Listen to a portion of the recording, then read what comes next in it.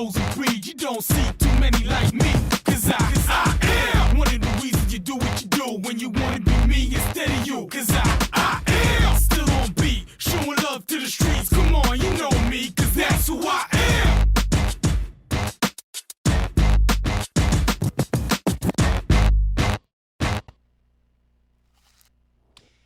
And good morning, and welcome to another Saturday Morning Sports Talk with Kevin Hastings, Tom Sedefani, Terry Reinhardt, Zach Mayhew, and Chip Carter. You had to give me a minute, but I remember this. What's up today? Because my hat was on, you didn't recognize I'm not. Yeah, I'm not even going to say Of course, anything. now Terry isn't with us today, which I know Tom is jumping up for joy, like a little cheerleader. We enjoy he's not here. We enjoy the nonsense. It gives us something to talk about. But Zach has agreed to join us this morning, and we always want to thank McDonald's of Cherville for sponsoring Saturday Morning Sports Talk. Sponsoring Saturday Morning Sports Talk. Well, without Terry this morning, we lost all of our ratings. He said, it's what he says. It's according to him. But At least from the western side of Lincoln County. But good morning, everybody. Our ratings got destroyed. What did he have to do? Baseball today? Yeah. Or softball. I'm not sure. But anyway, breakfast this morning brought to you by McDonald's of Cherville. I've got me an egg and cheese biscuit and a strawberry banana smoothie to get me going this morning, Chip. Chowing down on my sausage and egg biscuit and orange juice. I had a jelly biscuit and a hash brown. And I had a bacon, egg, and cheese McMuffin with a hash brown and a coffee. I might be eating Terry's breakfast this morning. Terry's breakfast this morning. I should have had that on with him on the big clip right there instead of all six of us. That'd be a good. That'd be a good one to two clip. hash browns. I'm gonna eat Terry's breakfast this morning. Put that on the highlights. Yeah. All right. Well, good morning, everybody. Happy Saturday. It's June. Almost halfway to the end of the year. Wow. It's almost 2026, Chip. We're halfway there. Almost. It's almost Masters time again, right? It's always almost Masters time. Last week, Ryan Blaney wins the Cracker Barrel 400 in Nashville. A lot of complaints about that race. That's NASCAR fans. This week they go to Michigan, where it's all you can get. They did have some rumors this week. They're going to start looking into increasing some horsepower in these cars, maybe. But there's a lot of stuff that you just can't, turn up the horsepower. A lot of the parts won't work right with higher horsepower. So there are some small adjustments. They can't just jump up to 1,000. That's where they really want to be horsepower. But they're going to start, I think, in the 700 range. Maybe get to 8 with what the parts they have. You see, Jimmy Johnson was saying some stuff contrary. He said it was going to cost him a lot of money. Basically, what he said. Correct. And that's of course for the car owners, and that's the biggest issue as always with them is how much everything's gonna cost for them. You got to get it with these NASCAR charters and everything. At some point, you're going to change the cars. They have to pitch in at some point. They have been for the past 10, 15 years. Right. I mean, yeah. So how much they pitch in and help and everything is obviously an argument between the car owners. 23 Exile Racing did get their charter pulled, so they're running on a non-charter. The judge this week pulled theirs while they're in the lawsuits with the NASCAR. So they're not officially they got to qualify now. The bubble Jordan's teams, so they shouldn't have any problems qualifying. But I don't think so. They still got to do that. Let's see if I got any. This is 2000, and they talk. We talk sports, bigger, faster, stronger athletes, and then the cars in NASCAR and NASCAR fans. This is what we're talking about. Like when we say we want bigger, faster, stronger cars. And check this out. This is Michigan, 2018. This is where we'll be this week. Correct. 210. Just continues to go up all the way down into the corner. 215 for Kevin Harvick going into turn one, and that's being behind his teammates a little bit of a draft there. Especially into turn one, where we have seen speeds as fast as 220 miles an hour, and that by that number 48 right there, Jimmy Johnson. And Mike, that's almost 200-mile-an-hour average around this 2-mile racetrack. Darrell Waltrip turned the words 200 miles an hour into one syllable. 200 miles an hour. He doesn't announce it anymore, does he? No, No, he quit like a few years back. Yeah. But that's where we're wanting into Michigan. Is that that's a track that you can get all you can get. It's wide open. That's like it's 4 or 5 wide, fast you can get. That's one of the original wide 1.5-mile tri-ovals that was on the circuit. And so it's wide. You got a lot of different lanes you can run, and they can build up some speed. That's fast. Yeah. Because, you know, you talk about back in the day. You know, I think it was Bill Elliott had the 217 to 218 wherever Talladega or That was Daytona. Yeah, Daytona. It Yeah. was That's the whole reason they're running restrictor plates at Daytona and Talladega is they get that. If they're Yeah, doing it that right. fast in Michigan, why are they doing the restrictor plates at Daytona and Talladega? 220 at It was like you said last week, Kevin. I mean, Blaney ran away with it. I caught the second half of the race, and I mean, it was all Blaney all the time. Nobody had anything for him. It was you had all the battles they showed basically were battles within the top 10. Terry's boy was he was sitting comfortably in 10th until the end of the race, and I think he finished top 15, but fell back a few spots. Kyle Busch and he doesn't seem like he's got anything for these young cats. last year's top qualifying speed. Any guesses? Well, you've got it up on the screen. 195. 192. Okay. 192. Yeah. 28. Yeah, because they usually don't go over 200. 28 miles per hour slower than what they were doing 7 years ago. And that's one thing I that is kind of, and it's still incredible. You saw the kid getting blown over. Yeah. Trying to explain to someone, yeah, I've seen NASCAR, I've heard about it, I've watched, this. Have you been to a race? No. Until you stand like that kid and have the cars come by you and you feel the wind, the power in the cars go by, you don't know what it feels like or what it's like. And that right there will get most people hooked one time, just having those cars go when they all blow by you like that and about knock that kid over. But that is one of the things. If you can get someone out to the races, make sure you get them down near the fence for at least a lap or two, and let the cars blow by. They are in Michigan this week. We'll have all that coverage today. They're actually we got something going on this morning on our schedule. Let me get back and see. 11 a.m. We got something going on here on KTC Broadcasting. Vegas just has their normal names. I don't even think they're changing the names from race to race. Basically, it's just Kyle Larson and Denny Hamlin are the top two favored to win this week. I guess Blaney's win moved him up to third this week, so from last week. And then Tyler Reddick, Christopher Bell, William Byron, Chase Elliott, Terry's favorite Ross Chastain. Xfinity Series not racing this week. They're preparing to get down to Mexico for next weekend's race. I'm sure Terry's gonna love that one. Yeah. Love to hear his take all on that. NASCAR fans are gonna hate that. We get Terry a Chastain at the Coliseum shirt. They're doing truck races today. 11 a.m. Coverage starts on KTC Broadcasting here, 92.9 FM, 1590 a.m. Everybody picking Chastain this week. Is that what we're doing? Yeah.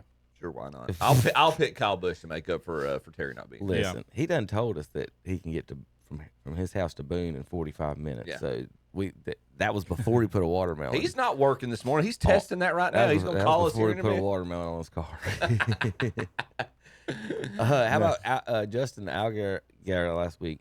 61-point race. That's a perfect point race, the first one in Xfinity Series history. So he won everything he possibly could, and then he climbed to the roof hatch. Did everything he could. Did everything right. Yep. Then he climbed out through the roof. Michael Waltrip style. Excuse me. All right, folks. We got a lot of stuff to talk about. This show's live every Saturday. We are on Rumble, testing that out here the last month or so. I do put the highlights and stuff back up on YouTube. Links on Facebook as well.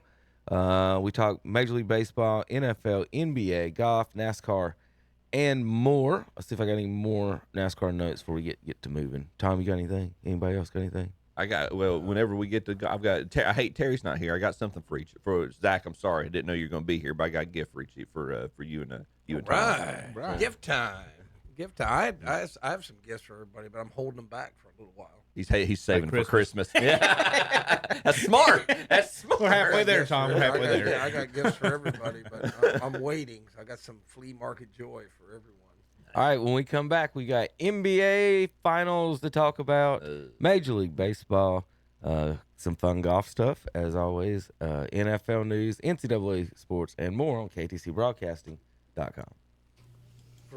Enter your dad in the KTC Broadcasting Father's Day contest. Some lucky dad will win a $500 shopping spree at one of our local merchants, plus some other great prizes too. Register today at Carolina Furniture Mart on North Aspen Street in Lincoln, at Ferguson Ace Hardware, Highway 150 East in Cherryville, at Gaston Used Auto Parts on Dogwood Street in Gastonia, at the Pickle Fetish Company in downtown Lincoln, at Dallas Express Pharmacy on Hoffman Street in Dallas, at Parker Family Feed on Carpenters Grove Church Road in Bellwood, at Bruner's Automotive on East Main Street in Cherryville, at Mr. Chili in downtown Cherryville, at the Green Leaf Relief on Highway 10 in Vail, and at the Azteca Mexican Restaurant on West Franklin Boulevard in Gastonia. The drawing will be held Friday, June 13th. Be sure to get your dad registered in the KTC Broadcasting Father's Day contest. You guys having a party too? Yeah, just having some friends over for the game. Is that safe? More plugs, more power. You're all ready for the game. 4 new outlets, all with USB, and the projector's hooked up to a new dedicated line. Oh, heck no. What happened to the game? He likes to do it all himself, doesn't he?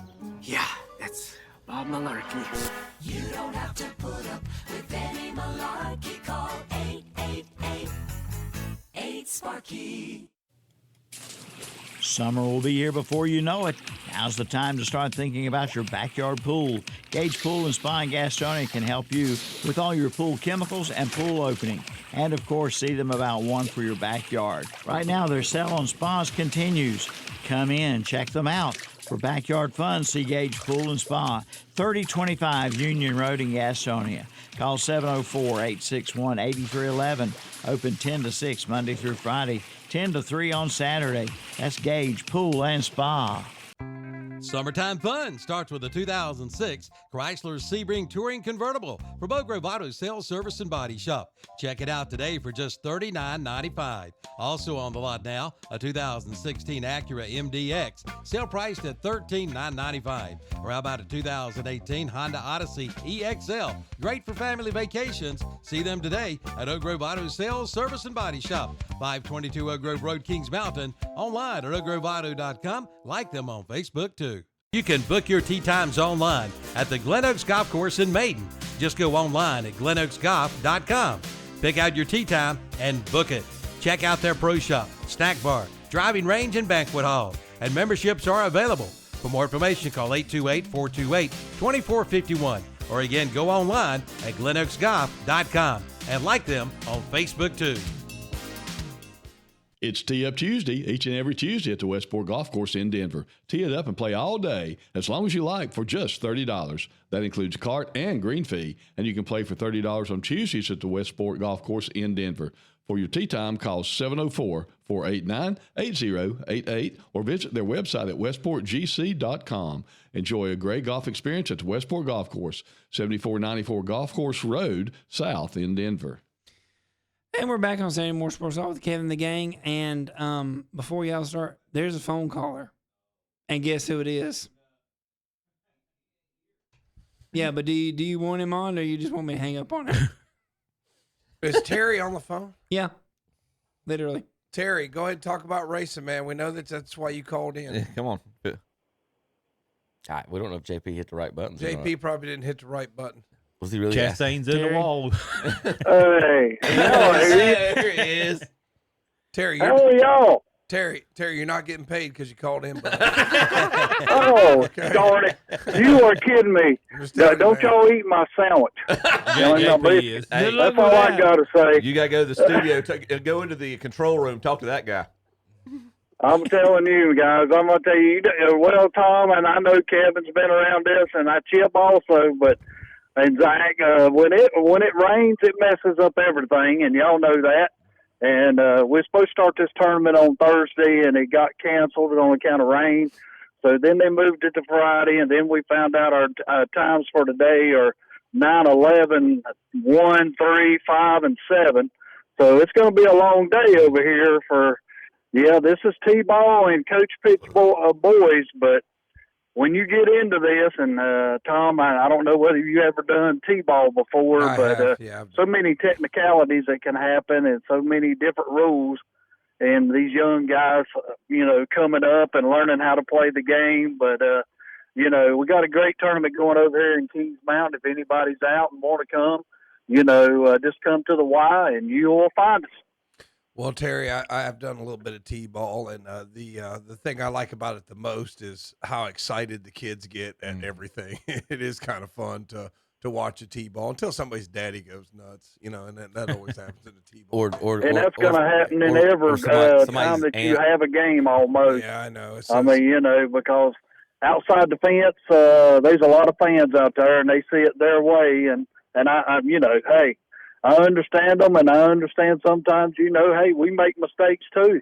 But in T-ball games, it's an excitement for me on account of I see our future in the kids that are out here right now. And, a lot of people might not know their name now, but in about, 10 years, they'll know who they are. Yeah, I have to take a moment every now and then and say, hey, Dad, it's T-ball. Right. You have to do that every now and then to calm them down. But you're right, Terry, to see the kids get out there and play. I'm just glad to see kids out play. When I was out driving the other day, I saw a couple kids riding their bikes. I'm like, hey, look at that. Kids doing what kids are supposed to do, play ball, ride bikes, climb trees, the things that kids are supposed to do.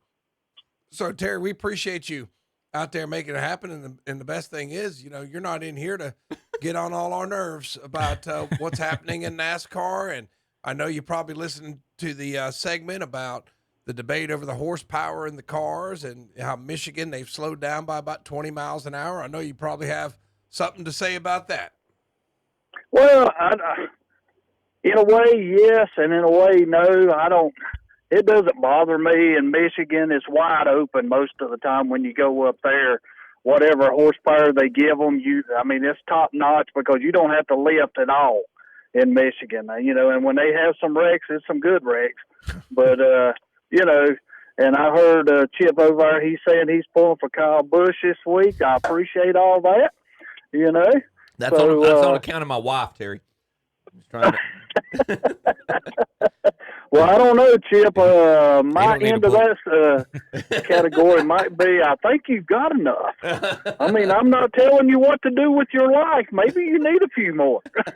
I'm good. I appreciate the support. Yeah.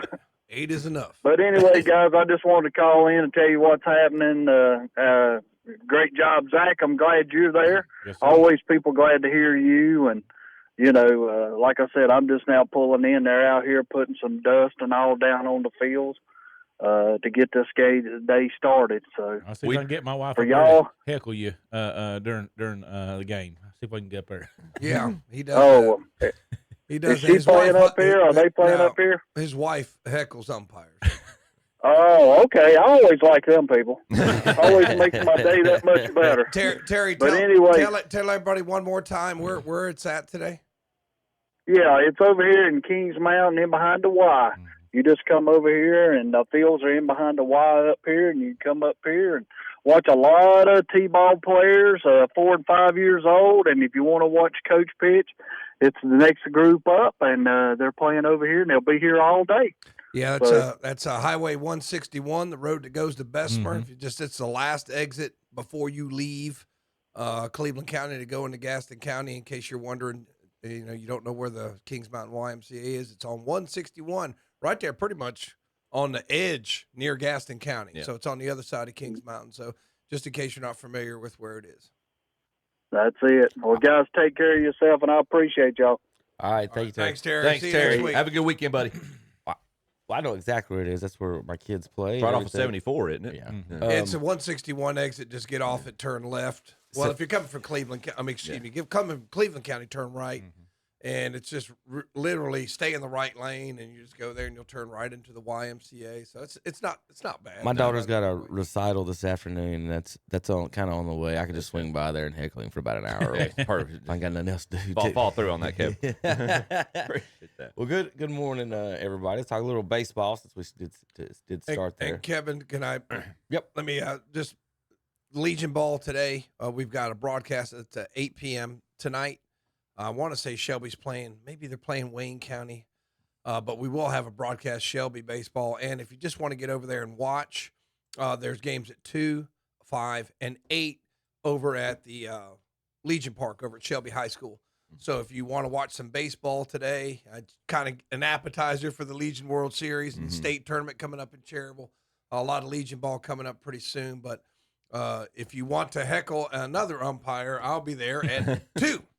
So you guys can critique me. Shelby does play Wayne tonight. Wayne tonight. Okay. Wayne County. And Cherryville plays Columbia, Tennessee tonight. Braves baseball today at 4 o'clock. Xfinity Truck Series racing this morning starts 11:30 coverage in Michigan. A lot of Legion ball for Shelby this week, right? Not right, Tom? Yeah, I mean, they're going to West Virginia. We'll have coverage on the 9th. I believe it's Cherryville and Shelby at Cherryville, and then the 10th, we've got another Shelby game, and then they go out of town for a few days, and then we'll have games. They'll put it on the schedule, but on the 16th, on the 19th. Yep. On the 29th, I volunteered to go to Asheville like an idiot. You want to go to Asheville with me, Chip, on the 29th? If it wasn't my birthday weekend and I might be out of town, I actually would take you up on that because I'd go see Mom and Dad on the way. All right. Well, I guess I might go up there by myself. It'll be okay. I've could go old school like the Yankees announcer used to do it by himself. But on the 29th, they play Asheville, and the Legion season will wrap up pretty fast. Yeah, it goes. So we'll have the playoffs beginning in July. But just wanted to get my Legion announcement out there. Kevin, go ahead. All right. A little Major League Baseball. Here's 137 people at the Marlins Rockies. Not 137,000, 137 people. Is that game in Denver? That's in Miami. See, I don't understand why they put teams in Miami. There's too much other stuff to compete with it. I don't get it. They've had historically low attendance. I mean, there's people. That's terrible. I mean, that state is like literally a magnet for migrants, but nobody wants to go to a Marlins game. At least they're enforcing where everybody's supposed to sit at. Yeah, I guess they are. Everybody just come up to the front row. We got They built that stadium not too long ago too, didn't they? Yeah, that's pretty brand new. I don't get why you wouldn't go to the baseball game. It's air conditioned. I mean, it's not like. And I'm sure the attendance ticks up a little bit, maybe for better teams coming in, to play them. Maybe not. I don't know, but you would think if you wanted to see. I mean, obviously the Rockies are awful, but historically awful. But again, it's just like I've been to the Braves and Cardinals stadiums the past year, and up until first pitch, there's almost no one in the parks anymore. And I told you, like, one of the things, like, there's no batting practice anymore. There's no reason to get to the fields early almost to see the guys. Do you think they want it that way? Do you think they just don't want people in the stadium? So why would they not want people in there buying popcorn, buying T-shirts? So I don't know about the other places, but I did hear a little insight into the Braves. Okay. So the land around the stadium, the Braves own 60 acres. They actually own. Basically, if you have your business there, own a business there, the Braves get paid on basically everything that's sold in that district. Mm-hmm. So every beer you buy over there, they get whatever it is. So they don't care if and basically they say a lot of parks operate on an 81 game basis. They operate on a 365 basis because they're surrounded by all these bars and restaurants and shops and everything. So there's no drive. They don't really care. They don't need the additional revenue. They like the Panthers and the football teams. They got their season tickets sold, their PSL sold, and their luxury box. They want to sell their luxury boxes, and then everything else is if they come, they come. When you were there, you went early when you went down to Atlanta, didn't Both you? of them, yeah. Yeah. Okay. When you went, and this is my count or my. I'm wondering if this is part of the answer, Tom, to your, would you want people there? Were the amenities already open early? About an hour before the game. When the stadium opens, they do. I was thinking maybe they're trying to save having to pay out the people who were there, but. And honestly, that's the best time to get there because that's when they're cooking all the food. It smells good. Like the burger smelled so good. And the popcorn was fresh and everything. They were putting it out. That was the only thing I could figure is if they were trying to save on having to pay wages that first hour or that hour before. But the wages thing, I didn't think about it from that point. But if they're already open, they're not saving. You might as well have people in buying. I mean, to bring in additional revenue. Yeah, the way they talked about the bars and stuff, I'm like, man, they really don't care with that. But I don't know about other teams. Right. Like, everybody's the same. Some people are surrounded by parking lots and other things. So I don't know how everybody gets theirs, but I don't see how the Marlins survive. I don't see how the A's survive, whatever city they're calling themselves nowadays too. Well, I would suggest moving to a city like a Nashville, Tennessee, has been wanting a team. I think would support it better than that. I mean, there are a lot of cities that are growing in the West and the South. Yeah, you might want to try somewhere out west, even like a Boise, Idaho, or something like that. Where there ain't nothing else around that's going to draw the fans in. You probably. I don't know how many people live in Boise, but I think it'd sell more than 137 tickets. And going to Vegas, honestly, whether the sentimental aspect of it aside, is a smart move because it's a tourist town, and so it's always and now you're competing with a lot of other things, but it's a niche thing to do to go check out the ball game. And I'm sure that stadium's going to be one of the most technologically advanced in the sport. But it's like putting the Legion World Series in Shelby. I mean, we got the Livermush Festival, but there's not much to compete with. Right. So I mean, when they tried, they tried the American Legion World Series in Vegas, didn't work. Right. It works great here. Yes. So I mean, I don't understand why they can't. It doesn't have to be like a suave, cosmopolitan, everybody knows top 20 city. Yeah. I think that if you get a city with a metro area somewhere around 1 million people and put a team there, I think that you would get. I think that's an ego thing for the ownership because must be. I think it's they don't to admit or to concede to moving to one of those towns is a concession that I'm gonna put the team in Salt Lake City. Right. Yeah. So I think it would work there. I really do think it would work. Nashville's a great suggestion. And Nashville would work. I think some of that would work better than what we got here. Yeah. Well, Major League Baseball, this is their official account, celebrating Mike Trout. Let me hear it, Kevin. 13th time in his career that he hit 10 or more home runs. Oh my gosh. Let's just make up a new stat to celebrate Mike Trout. Double digits. It's to the point where it's weird. It's weird. weird. It's a man crush. I've been trying it's weird. It's an MLB man crush. Now, I'm going to say this again. 13 times he hit 10 or more home runs, right? That's a lot, right? 10 home runs. How many people have done that? Well, Pujols how many times hit 30 homers 14 times. Right. So, like, what are we talking about here? Captain Bud a lot? Like, what? Tom. Now, you think you guys probably 14 times? Kevin, it's weird. It's weird. It's to the point. It's weird where it's just like a weird obsession with this guy. It's like Major League Baseball. They're like the kid in high school always hanging out at the girls' locker. That's who they are. It's just weird. So I don't understand the obsession with it. I'm not going to say he's not a great talent, but he's really. I never did that, Kevin. I promise I never did that in high school. But I'm just saying it's weird that they have this obsession. It's not even that. It's just even the fanboys that love him to death. I mean, you try to say anything that such was immensely better than him, and they'll fall off their chair in today's time. Not Mike Trout. He's had one playoff series in his whole career, right? Correct. He has one hit in the playoffs. Did they win a game? Didn't they get swept? Yeah, they got swept. And out of the 14 seasons that he hit 30, that Pujols hit 30 more home runs, he did 12 straight. Yeah. So you got they're celebrating 12 straight 10 home run years. It is unfathomable how baseball has. Pujols probably hit 10 home runs for his whole career every year. It's unfathomable how baseball has lost their stars, and the all-time home run hitter, the all-time hits leader, the all-time games, at-bats, MVP, and Cy Young Award winners are not in the Hall of Fame. But the all-time WAR will be. Yeah. He's not even all-time WAR. That's just all they talk about. The GOAT's the all-time WAR. Pete Rose, Barry Bonds, Clemens, A-Rod's not in there.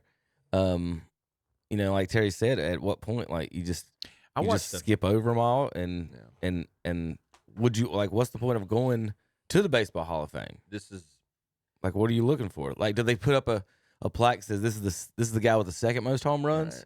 I mean, this is the price you pay. Do they have a whole room of the second best guys, Tom? I mean, whether you agree with it or not, and I know that, we've got differing opinions at this table, but this is the price that they've paid for for Bud Selig not announcing or being more transparent, I guess, in the late 90s with the steroid era. If you're gonna let it happen, let it happen. But the fact that you tried to turn a blind eye and say, no, this isn't good after the fact, now this is all the lack of transparency. And if you thought it was okay, why did you hide it? It's the police and the judges are covering up the crimes.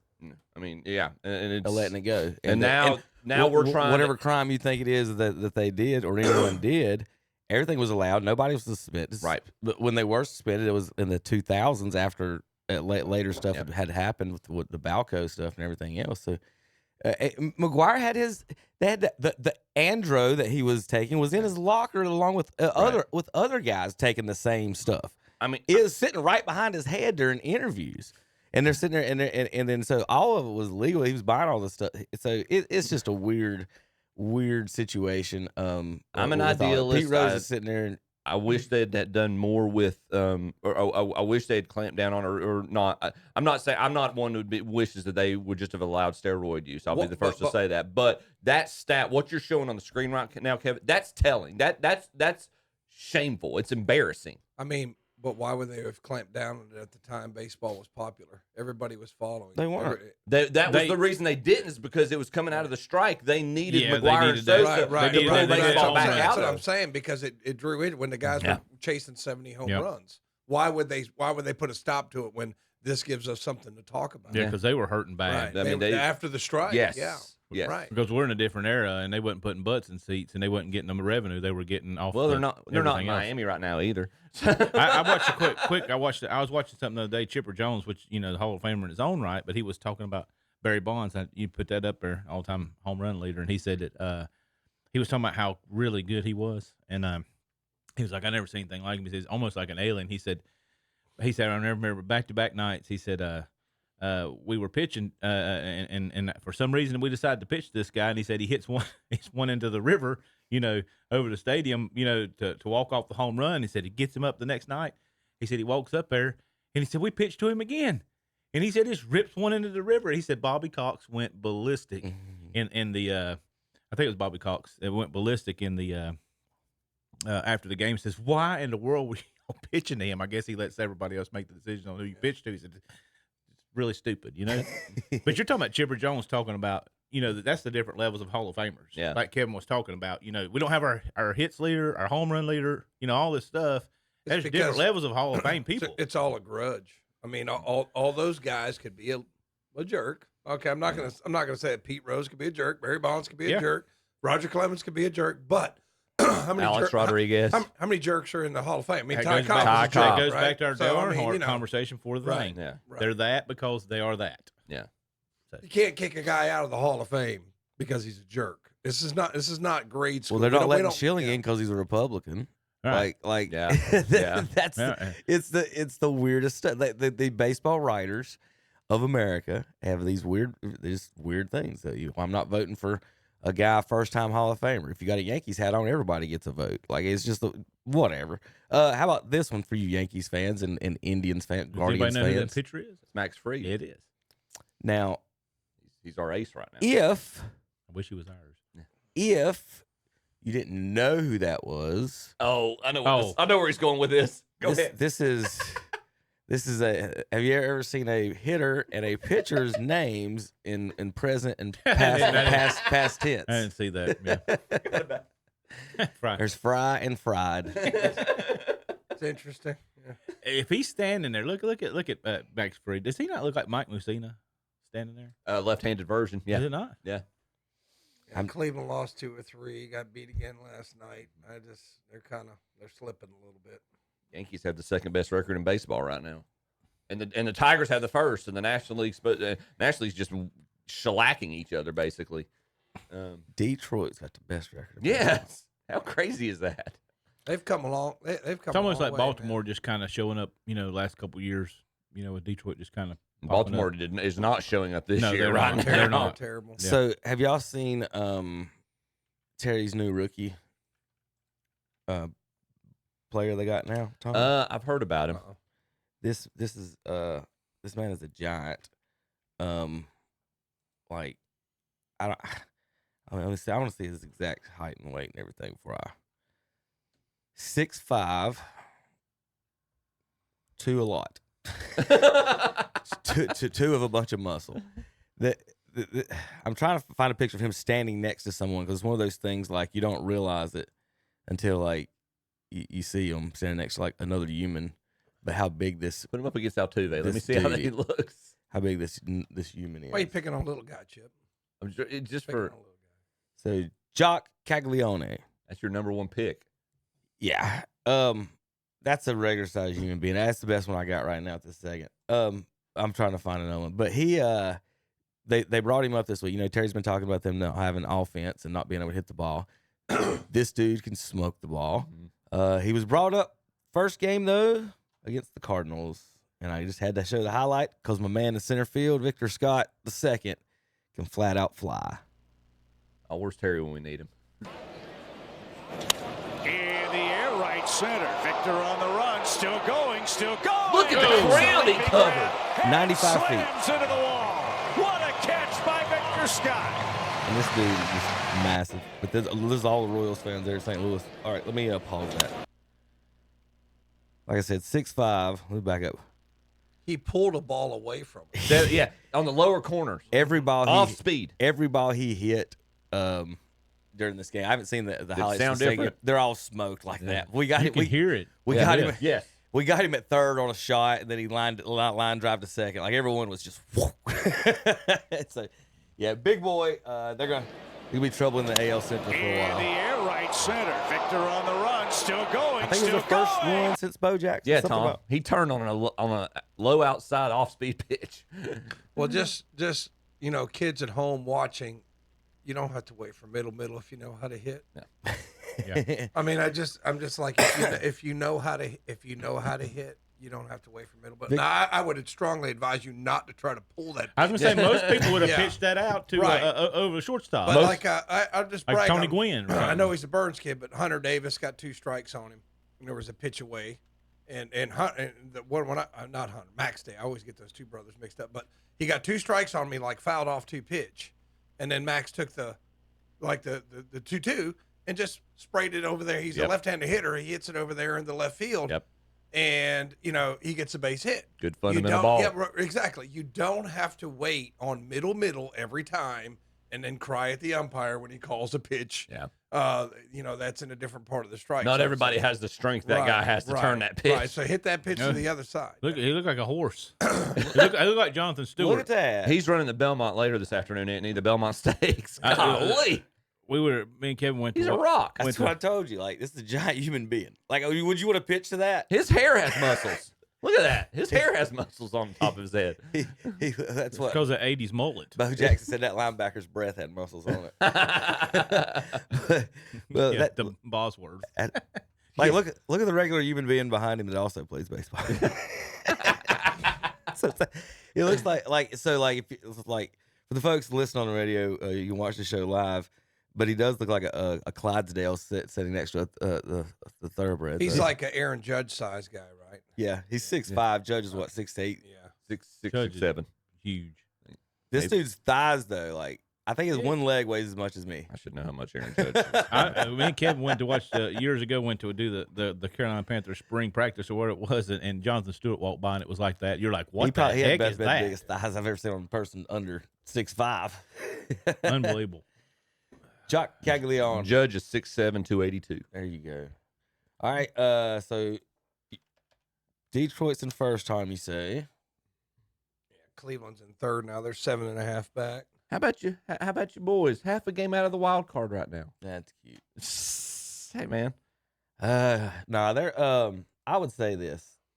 Cardinals The big money teams are starting to we've got a solid unit of B players. Like we got more than like 9 people that play. Like we play like 13, 14 people. So in other They just words, rotate. You're a small market team. Yeah, but like they're also like when you say someone's name like that center fielder, like the dude Victor Scott, he can fly, but like he's probably batting like they're all batting 220. Right. The whole team's batting 220. So Hey, man, that's above league average, though, right now. So, like Burleson, like, he'll get in there and play. He hit a homer the other night. He's got 5, hit one 440 feet. He won't play for the next 3 days. But our coach, manager, whatever you want to call him, is on the Twitter is consistently just everybody hates him. He's just awful. He's making decisions late in games and stuff. And the rotation, where the guys bat, Arenado will bat 3rd today, tomorrow he'll bat 7th. You don't know. And so it's a little inconsistent. Go ahead, Tom. Sorry. So if you look at, your little sisters of the poor, Pittsburgh Pirates, look at them, okay? Cincinnati Reds. And then your big money teams, New York Mets. Do they have the highest payroll in baseball? If they don't, it's close. Them and the Dodgers. Look at the Dodgers. I mean, if you don't have deep pockets in baseball, that's one of the reasons. And even the Yankees. Yankees are 3rd best payroll. And that's what I like. Chicago's in the Central. Yeah. That's what I like to see. Chicago's got a really good team this year. Yeah. In basketball this year, Oklahoma City and Indiana, and I know they can't stand it. It's just killing them that 2 flyover states have teams in the NBA finals. But man, they're fun to watch. But it's fun to watch, and all the people in the LA, the Chicago, and New York markets. Just too bad, so sad. Give somebody else.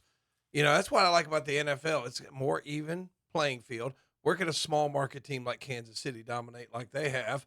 But the only reason why they dominate is they're smart. Yeah. You know what I mean? It's not because we just go out and write a bunch of checks and all the great players are on our team. They can't be on your team.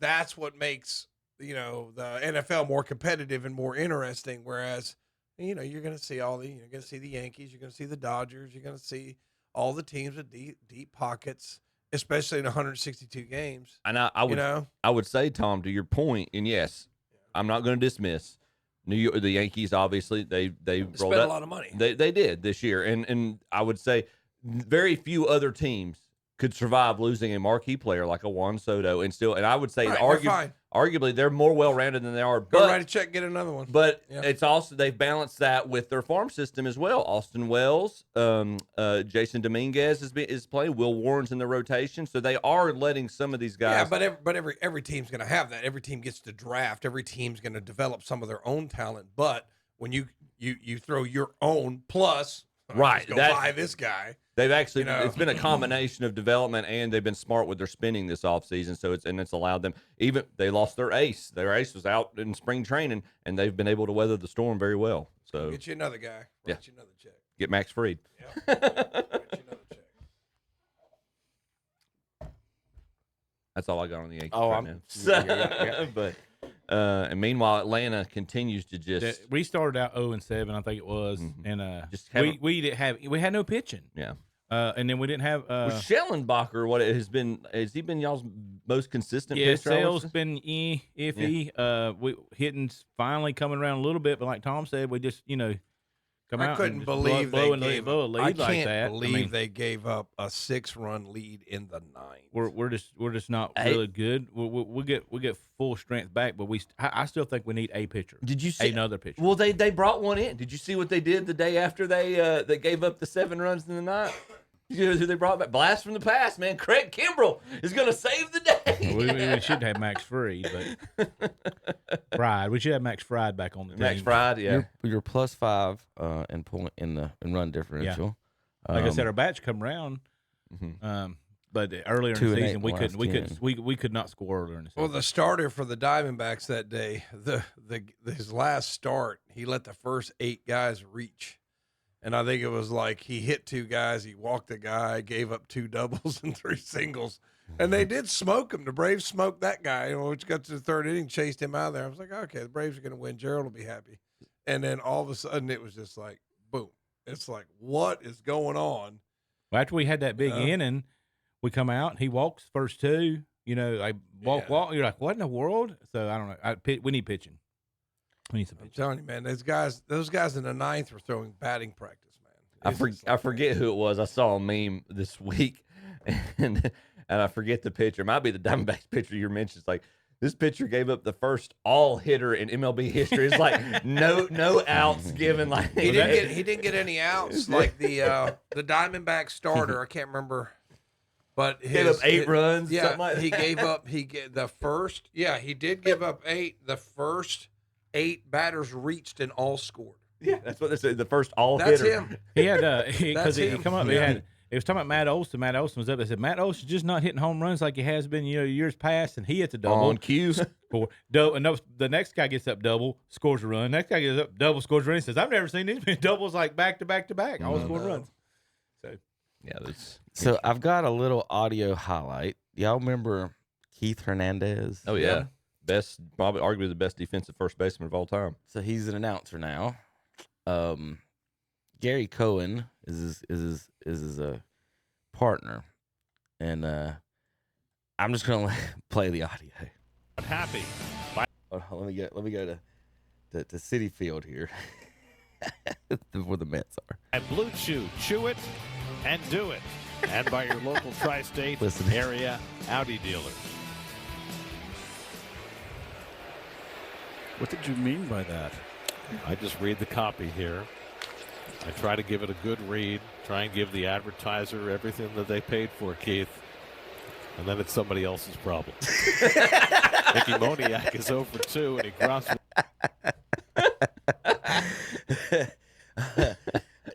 Awesome. Just awesome. Chew it and do it. That is, you might need to work on that one, guys. Chew it and do it. Hernandez couldn't let that go. No, if you did catch it. By Blue Chew, chew it and do it. And by your local tri. And Keith Hernandez just lost it. What did you mean by that? I mean, he did spit on Kramer. Yeah. Yeah. Gary Cohen's another one, like Tom was talking about earlier, about good voice, radio, television. Mm-hmm. Yeah, you can recognize it. All right. Okay, Blue Chew is extra strong ED chewables. Right. So that's why it's chew it Correct. and do it. Oh, okay. Oh, y'all didn't know that? Yeah. No, I didn't know. Yeah, must not have seen the television. Y'all didn't watch NASCAR this Sunday. Yeah, that's right. That's what, When I was a kid, like Mark Martin's on car. Every sport and event. I've not needed to utilize said product. I don't know. either that or you're using it all the time. But he does got a chewing problem. Big league chew. He's always asking for gum, Tom. But seriously, man, there is so much of that stuff out there now. It's all the Gen X people doing it because it's all the new generation. They're all like, no kids. We don't want to. We just can live in a. That's all right. I got enough. We can live in a celibate relationship. It's all the Gen X people. They can't do it anymore. Give me the Blue Chew, man. I need it. Take me back to 1994, man. I need the Blue Chew. I can't wait till Tom's next announcing game. We're gonna slip that in. Yeah. Slip something in there. Blue Chew. Dad's gonna send him a live Blue Chew. read. All the 50-year-old guys out there. Hey guys, Blue Chew. Chew it. Do it. Gosh, oh my God. So silly. Oh my God. Usually Tom gets mad about stuff like this. Now this is funny. I like the happy Tom. There's no Terry here. Maybe it's just not on edge because Terry's. I'm always happy. Terry got him all riled up today. You want to see Tom like screaming and yelling. You ought to come to Burns this week and see him try to teach 60 kids at a time how to make a 3-point turn. Oh gosh. Oh man. Our driver's ed teacher has unexpectedly quit.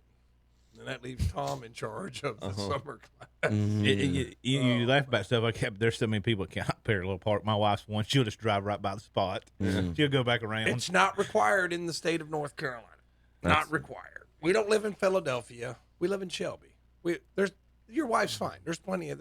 I always angle send her parking. the Mr. Bean meme where he just backs up forward, and pulls off. Yeah. Well, when we come back, we're gonna talk a little golf here and some NFL and NBA playoffs and more. But this was like on June 1st. I don't know if they've won since then, but on June 1st, the Rockies and Scheffler had the same number of wins. Since in the month of May. He's got more people walking in his gallery than they got at the they got at the stadium. Braves. Yeah. I mean, not the Braves. So he's the got more than Rockies. 137 people following him. We'll be back in a minute. KDCBroadcasting.com. It's a gigantic closeout on last year's pool supplies at today's Pro in Shelby. They've got to be sold to make room for new inventory. Prices have been reduced drastically. You can save up to 50%. All pool supplies, including pool chemicals, they've got to go. And for those backyard cookouts, remember Today's Pro does propane refills, and they carry Monessa and Empire Stove imports. That's Today's Pro, 1325 East Dixon Boulevard in Shelby, online at todayspro.com. Like them on Facebook, too. The NASCAR Cup Series. Here they come to the line. Green flag goes in the air. Heads to Michigan International Speedway. Kyle Larson's in the wall. He just got the fence and he got it hard midway between 1 and 2. Where the Heritage Trophy and manufacturer bragging rights are on the line. Exits turn number 4, and Christopher Bell is $1 million richer. It's the Firekeepers Casino 400. Sunday afternoon at 1 o'clock on Carolina Country WCSL. 92.9 FM, 1590 AM, online at ktcbroadcasting.com. There's a lot to be excited about in 2025. And for your Atlanta Braves, it's all about a fresh start. Michael swings and hits one way up in the air, streaking out of the ballpark as the kid strikes again. Hear Braves baseball on Carolina Country WCSL and The Boss WOHS. Join us for our live Sunday morning worship services on WHS. It's the Sunday morning worship service from Calvary Baptist Church in Shelby, and on WCSL, it's the Sunday morning worship service from First Baptist Church in Cherryville. Men, are you suffering with low testosterone? If so, ask about testosterone replacement for men at MidFit Weight Loss and Wellness in Belmont. Improve your quality of life with more energy. You'll be in a better mood. Enjoy increased muscle and strength and less belly fat. Your sexual health will improve. You'll sleep better. You'll have better heart health and stronger bones, and your mind will be much sharper. Find out more. See MedFit Weight Loss and Wellness, 684 Park Street in Belmont, right behind College Park Pharmacy and Textile Lanes. Online at getmedfit.com. For more information, call 704-498-1901. For your next round of golf, head to the mountain. Crowder's Mountain, that is. Now, the Crowder's Mountain Golf Course has the best golf prices around. Play and ride 18 holes Monday through Friday for just $20. Good for regular and senior players. Play and ride 18 on the weekends till noon for just $30. And after 12, just $25. For your tee time, call 704-739-7681. The Crowder's Mountain Golf Course. Lincoln Academy Road, Kings Mountain, right off Highway 74 bypass. And we're back on Saturday Morning Sports Talk with Kevin and the gang. Well, there's nobody here. Yes, except Kevin me and Zach. and- It's Kevin just me and- and Zach now. Kevin and Zach. Kevin and Zach. Kevin and Zach. So I was going to talk golf, but Chip's not here. I was going to talk football. Tom's not here. Going to talk NC State, Carolina. Yeah, they took one of our. Well, and yeah, I just don't like his. And Terry's not here, so we're going to do a little Bo Jackson story. How about that? How about Tim Brown talking about Bo? Let me get this going up here. It's stalling plays, right? And he's in the back of the room. And all of a sudden you hear, Bo don't want no blocking. Right? And he stands up, Bo don't want blocking. The coach is like, time out, you guys go take a break. Right. When we come back, they had put this play in. What we're going to do, we're going to pitch the ball to Bo left, and then we're going to let Bo reverse field. And there's not going to be any blocking for Bo. So Bo is just going to outrun everybody. He's just going to outrun. Or if you got it his way, and unfortunately our boy Mike Harden for the Broncos got in his way. Marcus Allen in motion. Oh, look at this. A little reverse. He's got running room. Bo Jackson. Oh, look at right over there. Bo Jackson. Touchdown. Oh, my. Look at those eyes. Just look That was at the those. play, Zach. I'm just not. Yeah, I don't need it a block. Pop up over here. I only popped I'm up on sorry. yours. Yep. I only pull up on yours. He just said, I don't want no blocking. I'll let y'all watch this play back again. If you got it his way, and unfortunately our boy Mike Harden for the Broncos got in his way. Marcus Allen in motion. Oh, look at this. A little reverse. He's got running room. Bo Jackson. Oh, look at right over there. Bo Jackson. Touchdown. Oh, my. That Look clip. at those eyes. Just look at those eyes. He did not want blocking. He wanted people out of his way. He didn't slow would him just down run either, over by the people. way. I don't think there are many running backs in the history of the game who are going to stand up and say, I don't want blocking. That play is on NFL's Greatest Hits, the documentary. Yeah, they specifically showed that. I remember that play. And you listen to these guys that are Hall of Fame in their own right talk about the legend that he is. Yes. But George Brett's got a great one talking about like he looked like Kevin said earlier, like a Clydesdale walking around. It's like, who is this guy? You know? And you're talking about George Brett. Just a different kind of athlete. Oh, so I was just doing a little football there. We ain't got too much here in the off season going on at all. So I was just showing that little highlight. So if y'all don't have anything, we're just going to move on. Do you have anything, Tom, on your Browns or Panthers or anything going on right now? I'm just tired of hearing about Shedeur Sanders. Oh yeah, we got 5 quarterbacks to figure out. Hey, I did see. I did see a thing. We've got Aaron Rodgers versus Joe Flacco now. Yeah. Guys. Aaron Rodgers signed twice this year. He signed with Signs Pittsburgh. with the Steelers. Right, yeah. Signed a deal with the Steelers. So Rodgers versus Flacco, the old man bowl. And everybody, they signed Gabriel. I can't remember how many million they gave him, but for some reason they're in love with They gave him 6, 3 years 6. They give. That's not a lot of They money. gave Shedeur 3 years 4. Then there's still rumors that they're going to package Kenny Pickett and trade for who's the guy at Atlanta? I forget his name. Cousins. They're going to trade for him. Goodness. Oh, that's going to be a really. There's Bad locker the room. Sanders people that want him to start and talk about how great he looks in t-shirt and shorts. He didn't get any first team reps this week. Who didn't? Sanders. It's just He's not going to. They showed Flacco's going to start as long as he's on the roster. They showed him. He and Flacco were mic'd up during OTAs, and they're in line getting ready to do a drill or something. And Shedeur looks over at Flacco, and he's like dancing. He's like, you ever dance before? You ever dance? And Flacco looks up like, no, And he never. walks off. Until they cut her, they ain't gonna trade Flacco. Obviously, until they cut him, he's gonna be the starter. And I think they want him to go. I think they want those rookies to watch him and go through. Go through camp and all that stuff. He said he's not he's not real interested in tutoring. No, he's not. I mean, that's just the way he is. I mean, he's a competitor, and I'm not here to be a player coach. I mean, I think that's what his mentality is, but I don't blame him. I mean, I still, there's part of me that hates him because he's a Raven. But, I mean, there's the city of Cleveland has fallen in love with him. It's kind of like, this is the girl who cheated on you for years. You know what I mean? And everybody loves him. It's like, do you remember how many times? I mean, it's like Cleveland has no. I mean, you do one good thing for Cleveland, and there's still a part of me that says, I know who you are, Joe Flacco. You're a Raven. This is that Taylor Tomlinson, that female comedian. This is that joke she talks about with dating the guy that she keeps breaking up with on and off again. And he's like, and he just doesn't learn. He comes brings me to his parents like, Mom, Dad, this is my lesson that I can't seem to learn. You're dating your ex, your buddy's ex-boyfriend. Don't get attached after he beat her. You know what I mean? It's like that's like they're talking about Aaron. What are you doing? That's why they're talking about Aaron Rodgers in Pittsburgh. They said it's like, well, you finally got the homecoming queen after she's 40 years old, 3 kids, and divorced. Yeah, with Aaron Rodgers. I'm just not, like I said, I'm not real. I mean, he did a great thing back in 2023, and it was fun to watch. But Cleveland's done that. Look, man, you don't understand. Every time somebody's good in Cleveland, I'm surprised it's not a Nick Chubb song. But I mean, there's just like they'll make songs about you and all this crazy stuff. It's close, like you said about putting something in Boise. There's nothing in Cleveland. They got to have. They got the Browns. They got the Rock and Roll Hall of Fame. Cleveland. You can actually swim in the lake and not die now too. Drew Carey. Good. The other thing I was going to say, Kevin, is it really. I want to see Nick Chubb if he's not playing in Cleveland. I want to see him play somewhere. Such a great. You know what I really love about Nick Chubb is he's an elite talent that is humble. And that's almost a combination you never see anymore. Like, you don't see elite talent humble like him.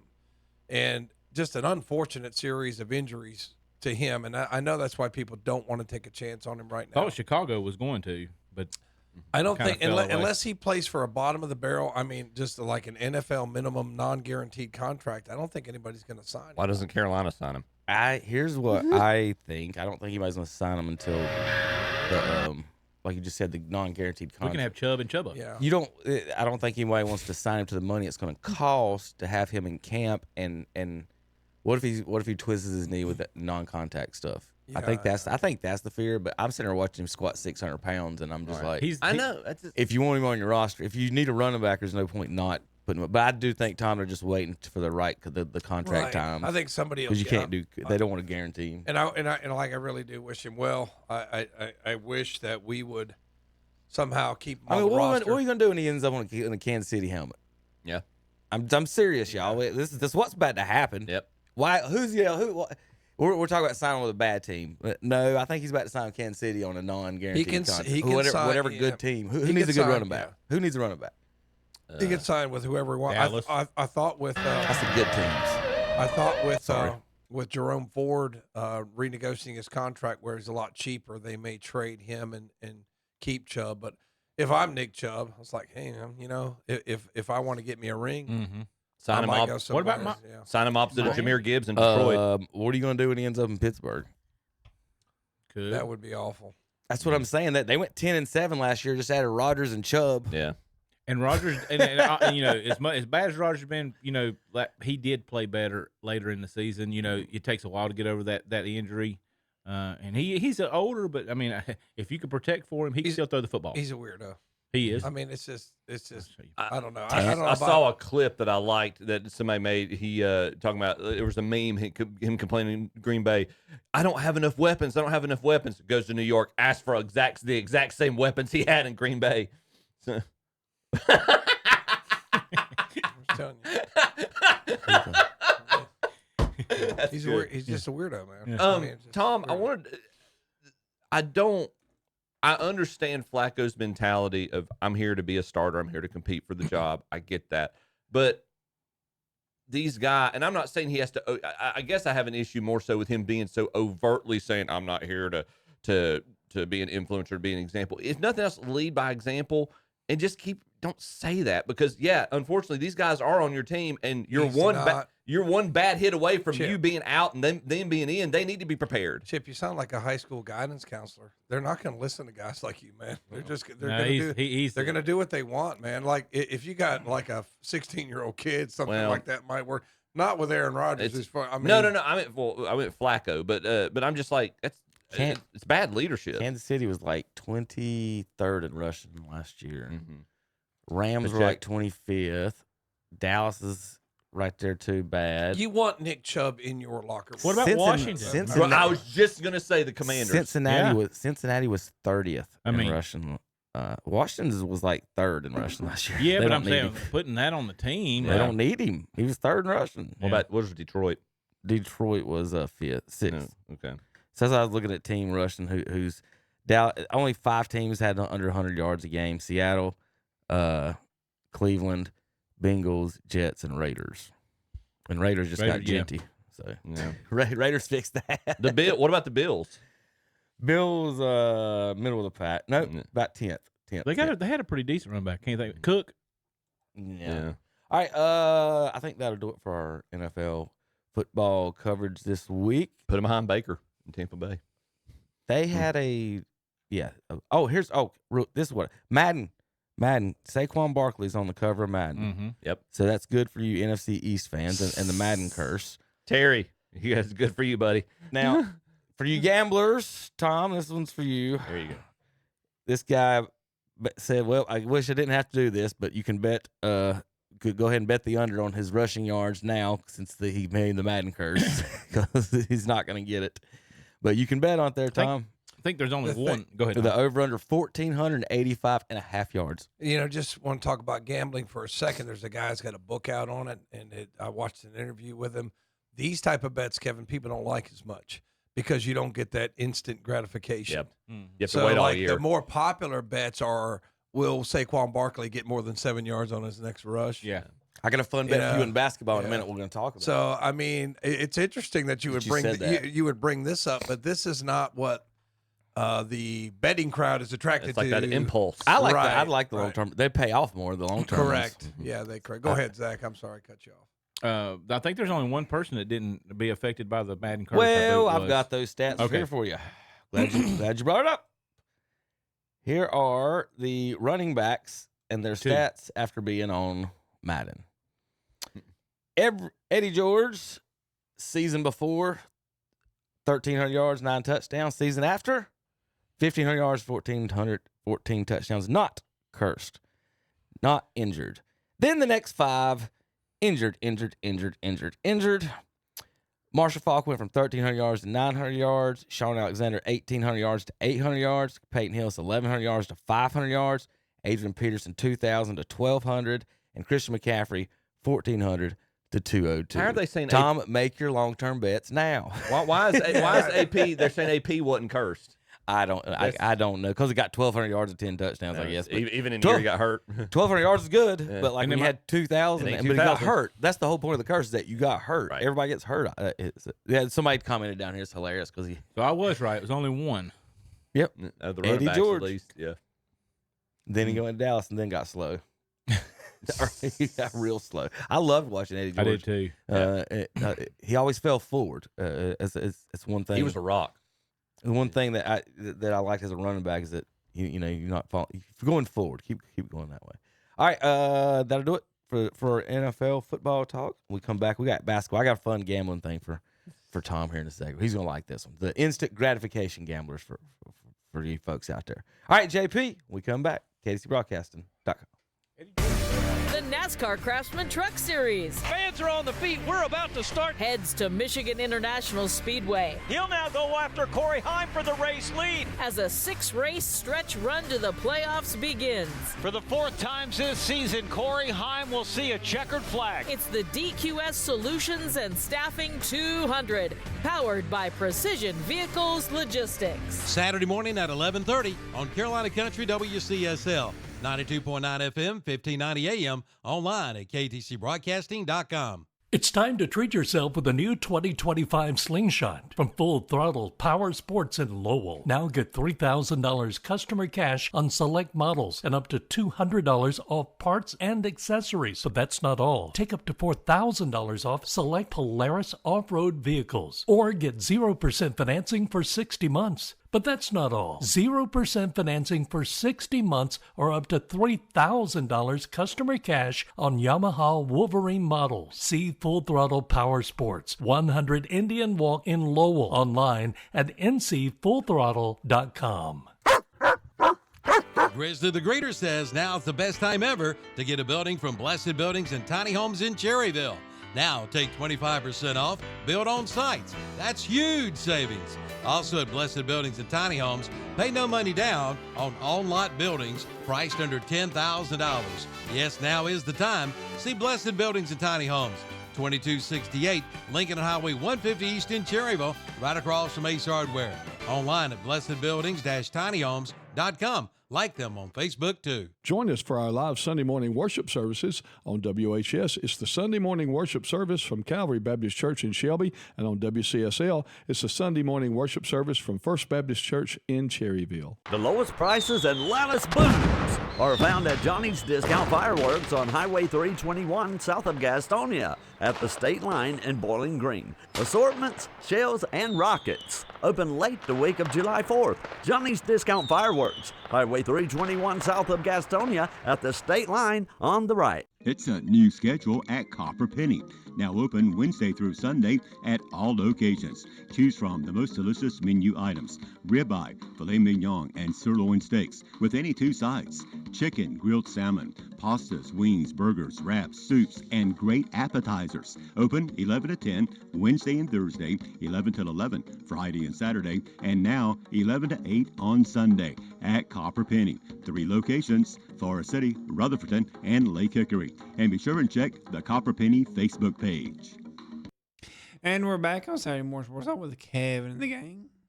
All right, welcome back. I've got a picture of Aaron Rodgers and Flacco this season playing basketball. Let's Keem Olajuwon. Wow. I forgot Akeem played for Toronto. In a Raptors jersey and Patrick Ewing in the Orlando Magic jersey. They were both terrible in their new teams. But yeah, old time. You know, it's going to be easy. Like when I'm done at the end of next year, I'm not going to come back somewhere at like some charter school. I'm back. Tom and Terry's going to be working together. Tom's going to be at Pinnacle. They're retired. No. All right, Tom. So I've got the bet for you. All right. You know who Angel Reese is? Mm-hmm. This girl in the WNBA.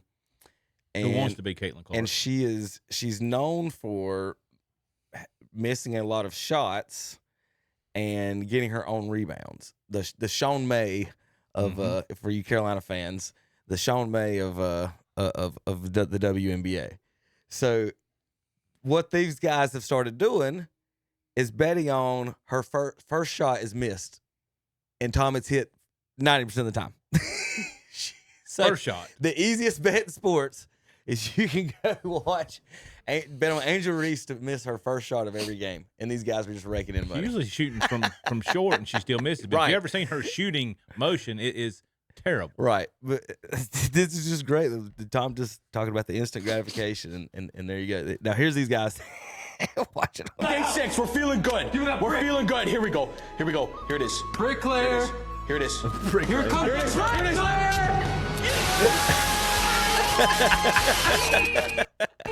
They got the Titanic music playing.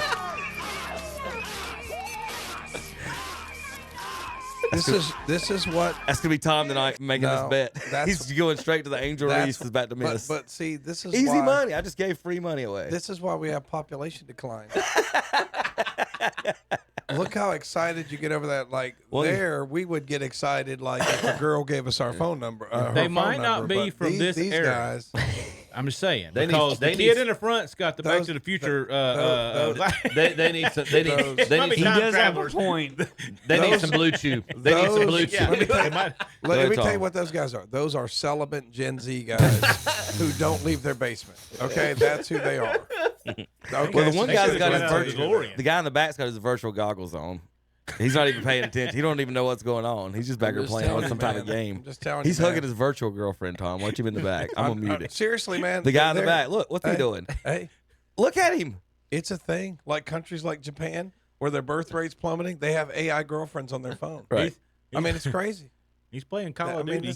I just gave y'all free money. That's all I know.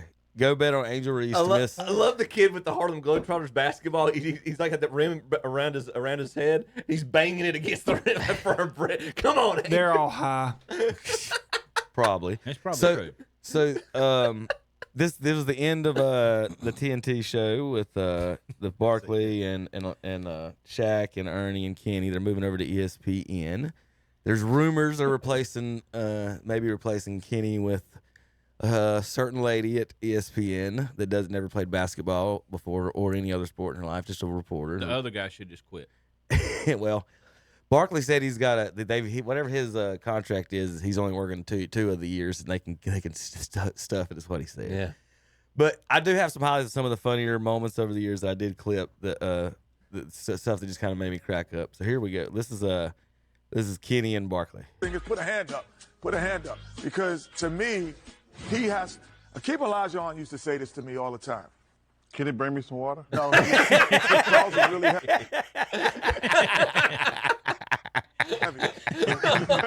Then he used to say, no, but he really. Play again if you didn't catch that. Because to me, he has. Akeem Olajuwon used to say this to me all the time. Can you bring me some water? No. Charles is really heavy. I wish I could have been his teammate. He'd been so much fun. Oh man. Here you go. Let's see. I played on some really good teams and some bad teams. I don't think I ever got beat by 31 points in a playoff game. Well, let's jog our memories. 0 for 10.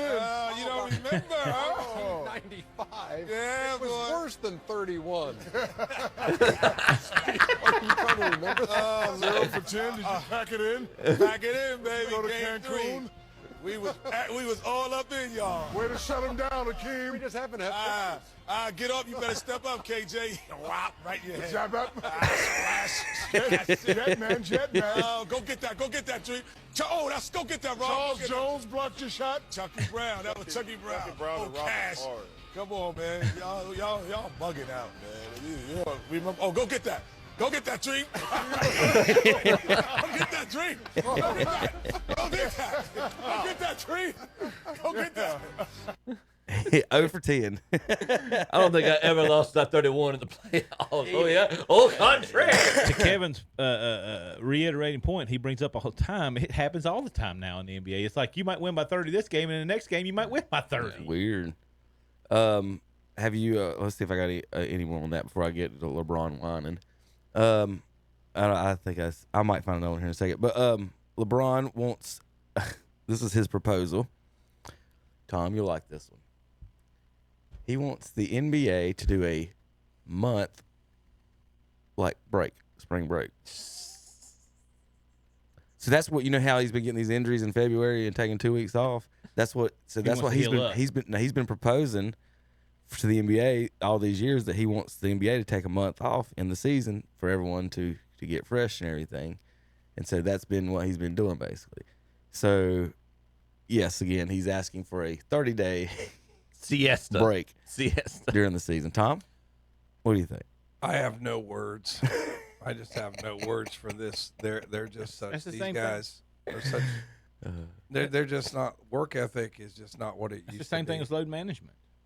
I mean, it's just not what it used to be. Jordan could play 82 games. I mean, I'm looking at Jordan's career, and other than the year that he was his second year that he was injured, 82. Other than the year he came back out of retirement, which was late in the season, there are 3 seasons that he played less than 82 games.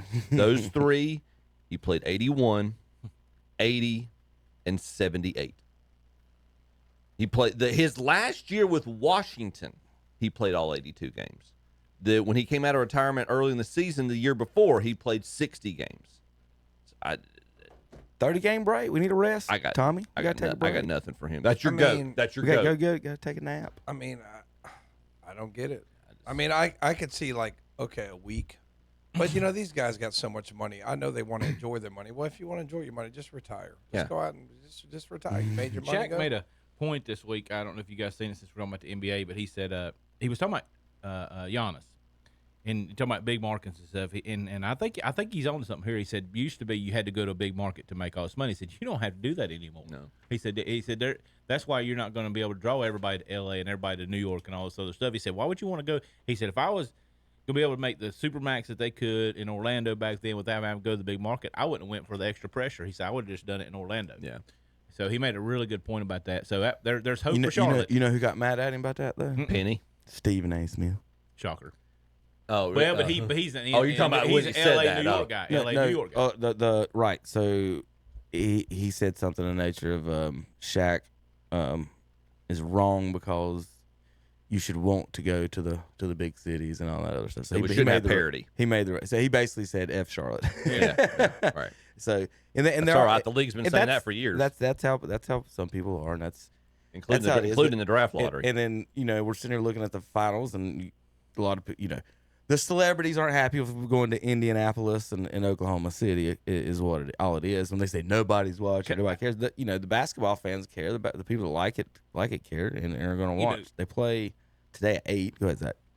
He talked about I think we all have agree that the draft, it's rigged stuff. And I even think they said that some of the players said some of that stuff. Yep. But you look at this year, who did they make the MVP? Or who got voted as the MVP? It was SGA, right? Well, he just shows up in the finals this year, so happens, right? I mean, you put some of this stuff together, and you're like, I don't know about all that stuff, Makes you wonder. They weren't going to announce the MVP until after the end of the OKC Denver series anyway. Right. Jokic would have been the MVP if they won. Right, yeah. I mean, is it true or not? I mean, I don't know. I mean, I'm just throwing that out there. I thought about that this week. So, I'm a conspiracy theorist. Well, he should have been. Like everybody else here. Yeah. Yes. Absolutely. He should have been. He should have been with Charlotte anyway. SGA. Well, there's a ton of them. I mean, we've done it before. Just lay the list down. We should have statues of Kobe and SGA. Yeah. Tom, you might be able to explain this better than me, or help me understand how is OKC a 10.5 point favorite tonight? Well, same reason why they just lost the last or 2 nights ago. Same reason why Cleveland was a 7.5 point favorite the day after they got beat when Halliburton came back and beat them the first time. I mean, it's just I think that a lot of gamblers are still, they don't get too in depth in it. Oklahoma City was the best team in the league this year, so naturally they're going to win. I think the playoffs are a little different. And when you got a guy like Halliburton, Siakam's been playing well. Yes. Toppin's been playing well. I mean, when I watch the highlights, I'm like, this Indiana team is is just got guys. They're every like guy Detroit. can step up. 03. They're like 03 Detroit. Yeah. Just telling you, man. Every guy Without the can super step up and help Rashid them. but Right. they've got a lot of B+ players. Yeah. I mean, and it's just hard to manage it all by the opposition. I mean, but when you watch the highlights, it's SGA, and every once in a while, who's the other guy they got? Gosh, Chet Holmgren. Chet Holmgren. Yeah, but they got the bald guy. No. God, what's his name? He made some plays as well. Bald bull. No, I gotta look. I gotta wait for look that third what hop. his name is. Yeah. It starts with a C. Caruso. Was that it? Yeah. Yeah. Is it Used Caruso? to play for Boston, I think. Yeah, and he can make some plays too, but really they are very SGA dependent. And Indiana's not. You know what I mean? Indiana does not have to jump. Well, they on are at the end of the so- game. I think I think Indiana's got the best coach though. Like Carlisle is. he's been a good coach for a very long time. Yes. Yeah, I would That's agree. that big because when you're watching Indiana highlights, this guy hit it, then a different guy, then a different guy, then a different guy, and you're watching Oklahoma City. It seems like SGA, and then another guy. The last Carlisle- SGA. I mean, it's just. Go ahead. He was it's- on the Detroit That's- 03 that's what I staff was that you just said that. Yep. He also won with the Mavericks over LeBron. I'm looking at this box score. SGA, this looks like a Bulls box score from back in the day. SGA with 38 points. Next closest score is 17, Jalen Williams. Everybody forget. Scotty. The kids today want to say Jordan couldn't win without Scotty. Yeah, he couldn't win until somebody could average 16 points. Yeah. Scotty averaged He 16 or needed 17 16, points. 17. He needed someone to get 17 and play low defense. And Alex that's- facilitate a little bit. Alex Caruso was Yeah, the other yeah, guy yeah. that made some plays too, and they got the big. Dort had 15. Caruso had 11. They got the big German dude, about Holmgren? Hartenstein.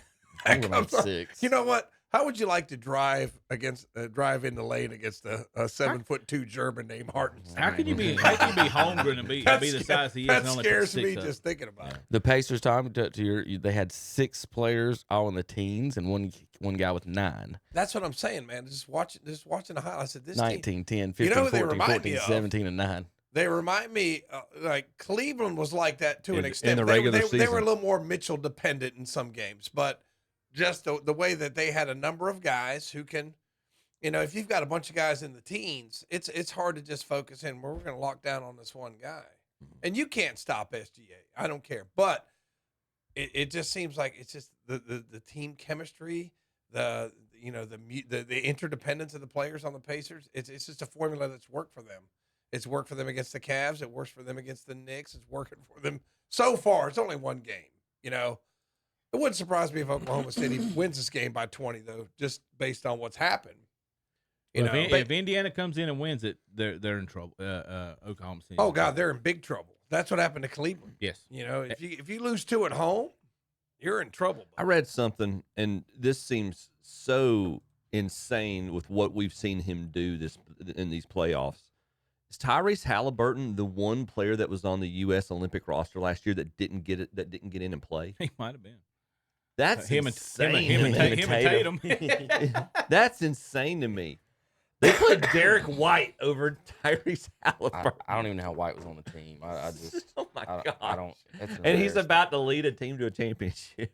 Listen, Oh man! I don't get that. The basketball team is And he's Halliburton is basically going in ball boy status now. I mean, he's showing himself to be the most clutch player in the game right now. I mean, so game 1 of the finals is the least watched finals opener since Nielsen began tracking in 1988. That is Stephen A. Smith's point right there. Plus the New Yorkers. When New York's in, you got 9 Or LA. Yeah. How many million people just sit in that one city? But Shaq's point was money for the player. Right. And it's 2 totally different thoughts to look at that. Obviously. So in other words, Indiana and Oklahoma City are just supposed to be punching bags for New York and Right. LA. That's what they want. That's what Stephen Right. A. I wants. mean, This is that's not what as, they want. and this is where the conspiracy theories start to fly, because this is your evidence that this is not as profitable of a product for the league, regardless of what That's you why want the Dallas players. gets number 1 and San Yeah. Antonio Yes. gets number 2 Yes. with no chance of getting that. And Charlotte never would getting never, this ever is not have hit this is that. not as San profitable. Antonio's not a huge market, though. Dallas would be the much bigger market.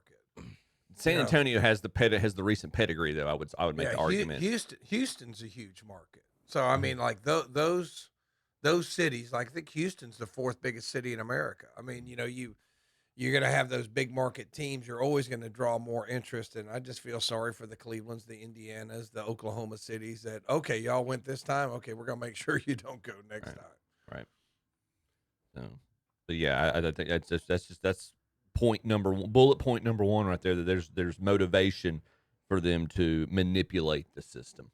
I just hate for us Charlotteans that our nostalgia has to go back to 92, 93. Yeah. It's going to stay that way, man. I hadn't won a playoff game since like 2003 or something. There's no motivation for them to have us in the playoffs. Well, look, just because we haven't haven't got the number 1 pick doesn't mean we haven't failed at every pick we've had since. We've still missed every single pick across the board, no matter who's been in charge. So what do you do about that? I would say Miller was a decent pick. I would say Miller was a decent pick. You go back and look at the drafts, which I have done. There have been some terrible first round. Yes. I mean, it's just terrible players. Yeah. I hate to say that, but it's what it is. Or when we make a good pick, we get rid of them. So all right, we're 1 game in on the road. Tom, who's your pick to win this finals? It's tough. Indiana seems a team of destiny, so I'm going to go ahead with Indiana. Zachary? I had a discussion with the other day for the first game, and they asked me, and I said OKC, so I'm not going to change. I was talking to a friend of mine, so I'm going to keep OKC, even though I'm with Tom on the Indiana thing.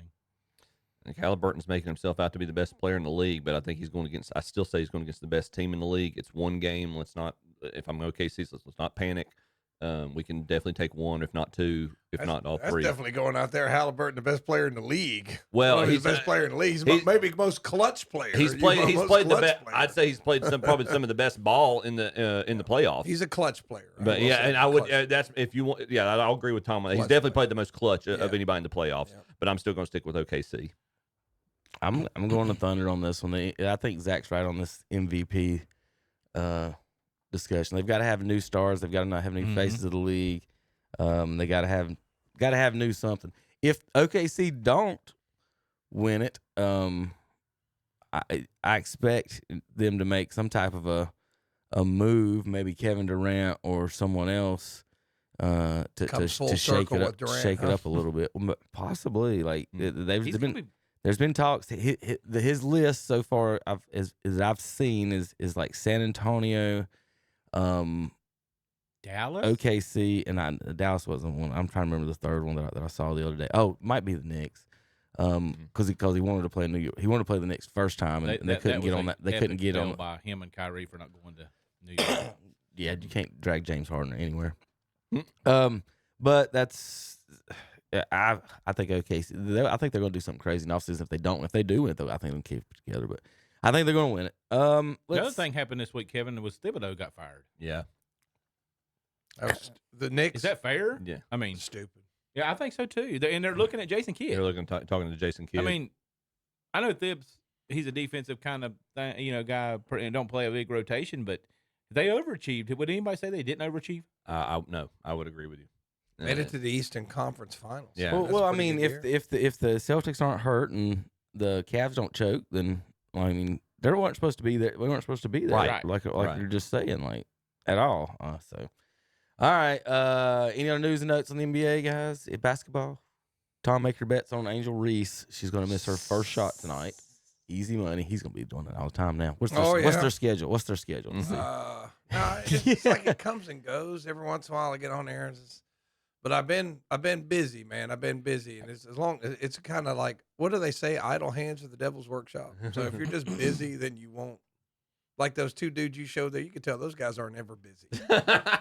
Those guys are just. That's why they're watching Angel Reese. That's right. That's why they're making Angel Reese bet. That's why they made a time machine. You got nothing to do, son. You don't know how to do anything. You have no skills. That's how they constructed that flux capacitor. Seriously, man. You have no skills. You have no ambition. You have no imagination. All you do is sit there and play video games and sports gamble. It takes a lot of skill to build a flux capacitor, man. It does. That's the next generation, man. That's the next generation. Do you think any one of those guys knows how to change their tire? Do you think either one of those guys knows how to, put oil in their crank? They know how to produce 1.21 gigawatts. Do you think either one of those guys either one of those guys could, work I'm glad you're here this week. I appreciate that. Or ever painted the side of their house. Future. Those guys have done nothing in their entire life. Probably ain't take the trash out, Tom. Probably not, Kevin. Like it didn't even. The trash is just all over the dad floor. on They don't have Friday. they don't have trash cans. Like the dad on Friday said, "I wish you sleep now. I'd wake up and make you take the trash out." It was one year the guy one of the kids was going to the prom. He's like, "Yeah, gonna wash the car up tonight." He's like, "All right, you're gonna get out the car, gonna get the buckets and all that." Oh no, I meant going to Auto Bell. I'm like, it's like it's one of those things that we took. I mean, Yes. you took pride in that. It's like, let me wash my car, man. Yeah. It looks good. I did it Put a little myself. shine on the tires. Right. You did it yourself. I still shine my I tires, do man. too. What are you talking about? I went down to Hilton Head with Anna for a day, and it's just like if I'm going somewhere, it's one of the I clean the car. Usually I'm too busy, but I shine up the car, get tires ready. Might even do something crazy, change the oil in the car. It's just something like a you man. did. You man, exactly. Some man stuff, guys. Have you seen the dent Like in my Jim driver's Allen side in door? Yeah. If I washed a car, it'd be like if I washed or did all that. That's like putting frosting on a. If Chip washed the car, he'd have all of them out there thinking it was a pool. Yeah.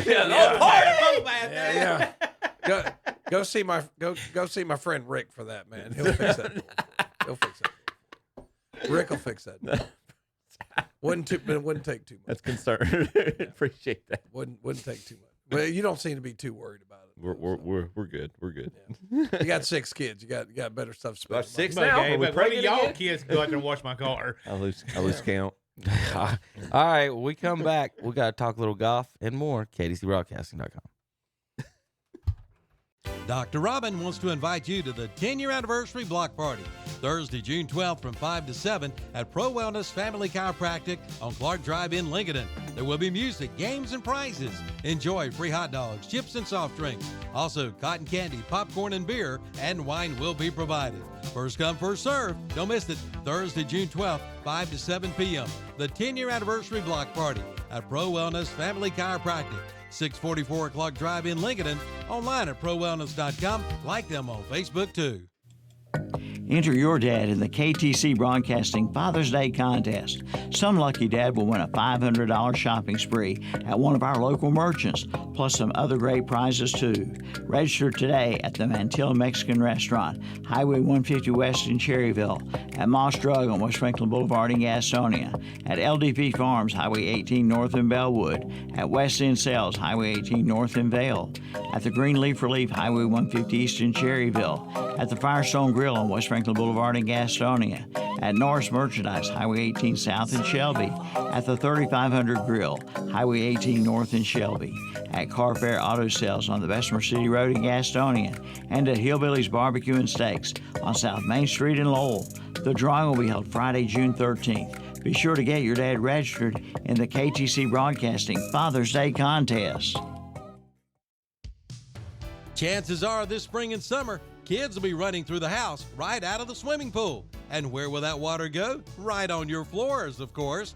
But have no fear. Flooring America is here in Kings Mountain, along with Carpet One Interiors in Gastonia. They've got the new waterproof LVP flooring for only $250 a square foot. Protect your investment today. See the selection at Flooring America, 602 Slater Street in Kings Mountain, or Carpet One Interiors, 2757 East Ozark Avenue in Gastonia. It's time to get yours today. The quest to regain the division crown starts now. So be here for every huge moment of the Braves 2025 season. First pitch, ground ball right side. Diving stop by Ozzie. Got him. Whoa, what a play by Albies. Hear Braves baseball on Carolina Country WCSL and The Boss WOHS. Performance meets power at Boyd Tire and Appliance and Boyd Lawn and Garden in Clover. See the new John Deere mowers, the Gravely mowers, and the Aaron's mowers. Ask about 0% financing for up to 36 months, plus a full line of Steel and Echo trimmers. Keep your lawn looking sharp with a stop in at Boyd Tire and Appliance and Boyd Lawn and Garden, located at 110 North Main Street in Clover. Online at BoydTireandAppliance.com. Grizzly the Greeter says now's the best time ever to get a building from Blessed Buildings and Tiny Homes in Cherryville. Now take 25% off built on sites. That's huge savings. Also at Blessed Buildings and Tiny Homes, pay no money down on on-lot buildings priced under $10,000. Yes, now is the time. See Blessed Buildings and Tiny Homes, 2268 Lincoln Highway 150 East in Cherryville, right across from Ace Hardware. Online at blessedbuildings-tinyhomes.com. Like them on Facebook too. And we're back with Kevin and the gang. Looks like they're looking at a flooded golf course. Yes, we're looking at a flooded golf course. Y'all ready for this? Dynamite, feed me. This is now, Chip. Here's the problem, Chip.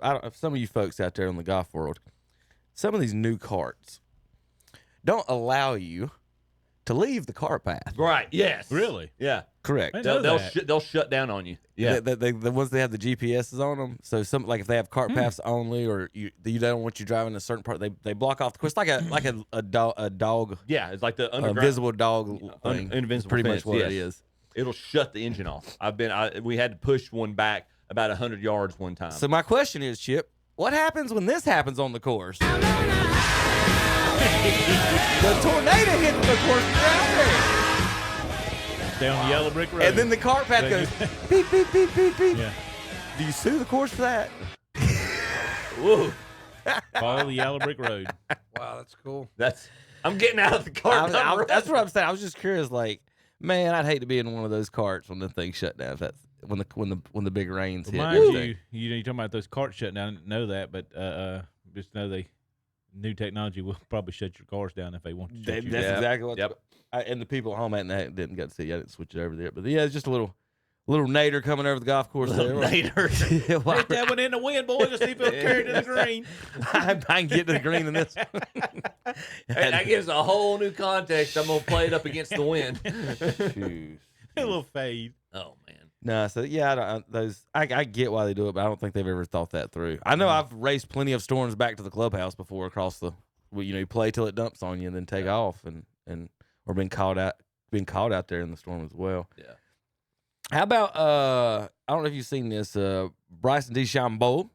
He does his trick shots over his house.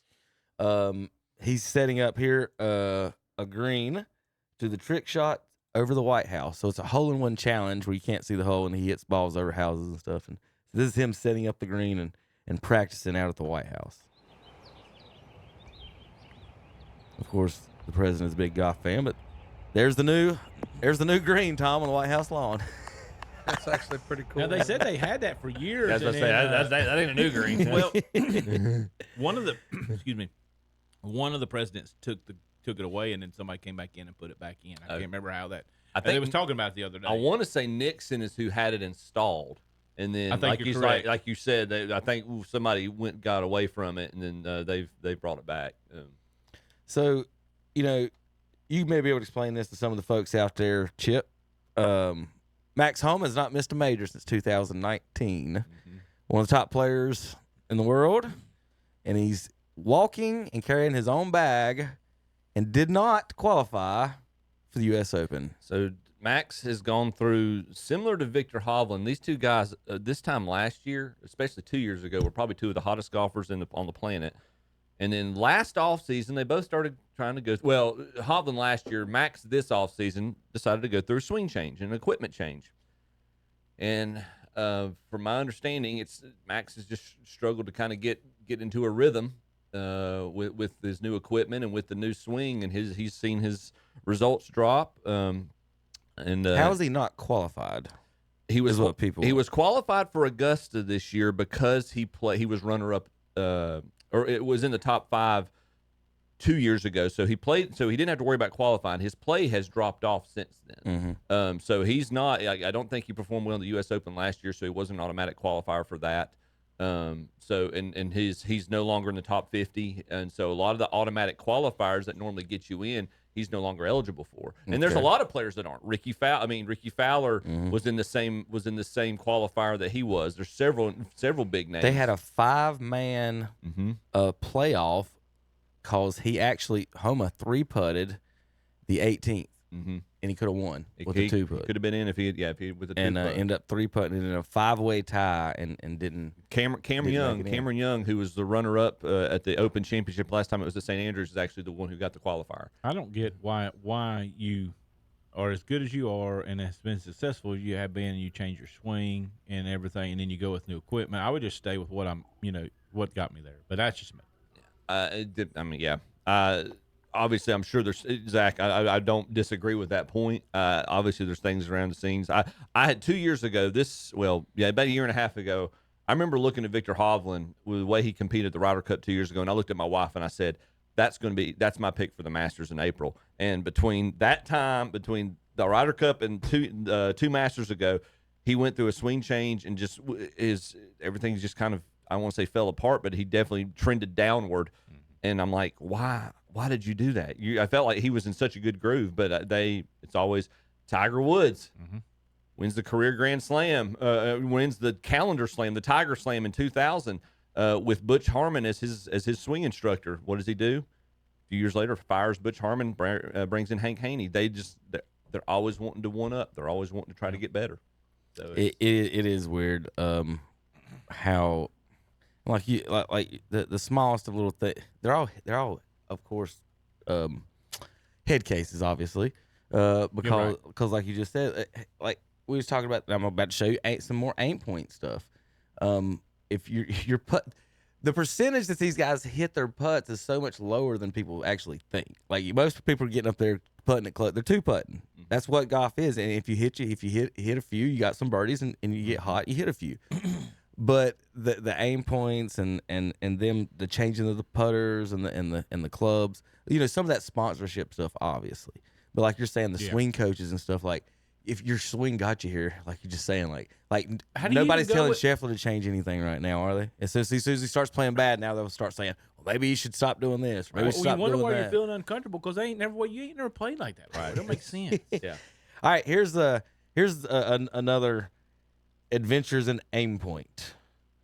Now, just pay attention on where this ball is. This is the U.S. Women's Open. This is the U.S. Women's Open. Just pay attention on where this ball ends up, where she's reading this putt from. I don't even know if there's audio on this one.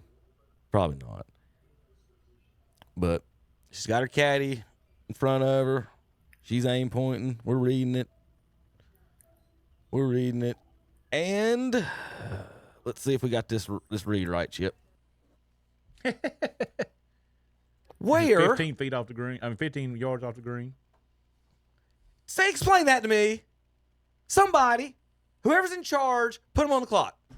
If you're aim pointing off the green, like Zach just said, 15, it's maybe 4 and 15 feet, maybe 15 yards off the. That's what I meant. Off the green. Aim pointing on. Oh my gosh, Chip.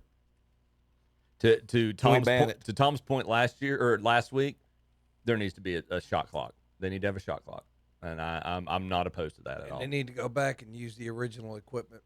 And then Kevin said, and what did that girl gain right there by doing that?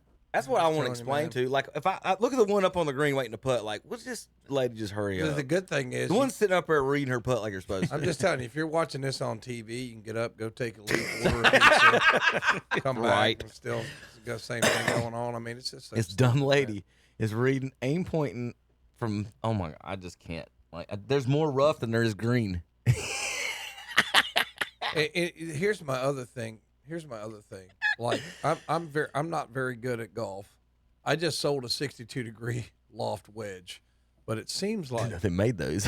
Yeah, they do. I have a 64. Yeah, I have a 64. Okay. Just take a 62-degree wedge, and you're gonna pop that up and try to land it just over the edge of the green and roll it up to the flag. That's what a professional golfer would do. If you're out there with your putter, that means you suck. That's what. I mean, seriously, man. That means get ready to go in the water. You're not good. You're not good enough to to chip. So you literally have to putt the ball that far off the green. How are you a professional golfer? I mean, I hate to sound like Bob Barker, but how are you a professional golfer? You should be working at the snack bar. That's what I would tell. That's what's so crazy about it. I mean, it's just that is the weekend duffer who's 6 beers in would do that, Chip. Where were they playing? That's not even a real golf. I mean, it's just so stupid, man. Isn't it? But So dumb, man. Like both of them looked at it. Chip, if I'm the caddy, and my golfer asked me to aim point from there, I'm like, I'm gonna quit. Oh, we can go to the next hole. So you get it on the green, we'll aim point. Right, I'll finish. We can finish this time. I'm gonna quit though. You know what I'd say? Did you break your wedge? Is your wedge broken? That's what a caddy should say, right, Chip? Right. I mean, it's just so. It's just. And I don't know where they're playing at, but that looks a little bit sketchy anyway. On the, I mean, maybe that's Aaron Hills. He's in good shape. No, okay, the thing is, it's like computer on it. The reason why the weekend duffer would do that is you don't have a lot of green to work with. I mean, like I get that. I don't have a lot of green to work with. The pin's kind of close to you. You ought to be good enough to land that ball right over the fringe and roll. Well, that ball here's up. another question. Chip, have you ever seen, you've been probably more times, have you ever seen a professional golfer practice that putt right there? Off the green, that far at all? Don't ask me that question because remember the tournament that I volunteer for every year. There's some pretty wonky places that they don't. And the thing about Augusta is around the greens, they mow the grass away. So anytime you're chipping into the grain of the grass. So a lot of times you'll see the players, they want to putt off the green. Yeah. So that's why I don't want to count. I understand Tom's point. It depends on the course you're playing. Pinehurst number 2 is another good example. I've just of that. never went to one of these tournaments. I see people chipping. Yeah. And I see people putting. I've never seen anyone doing Tom like Tom saying the old off the green practice putting. Right. Yeah, I've never seen someone actually. That's a weekend at any course. Have you went to any golf course? Just not a pro. I'm talking about any weekend golf and seen someone at the practice green doing that, practicing that. Right. So at what point did they say when she laid that bag down? You know what? We're about to putt this because this is what we practiced on Thursday. Like I don't think they did. This is just wild to me. But the only place that I've seen it, or I'll give, this isn't the British Open. Right. Yeah. Well, yeah. You can putt from 100 yards out. Right.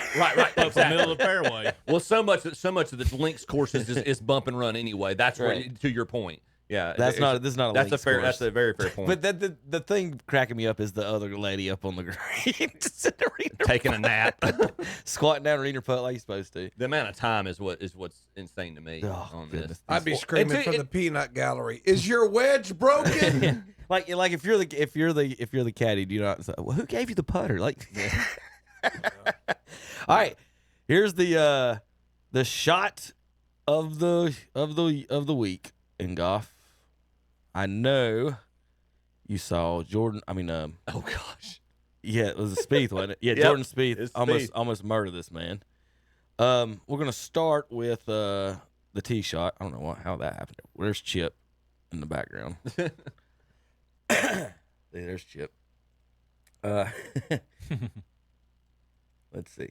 All right, so we're gonna start with the tee shot to show you how we got into this trouble, and that's what we were talking about like last week. Like, how do you hit so many balls a day around and then just get up on the tees, these pros, and shank a potamus to the right? Here we go.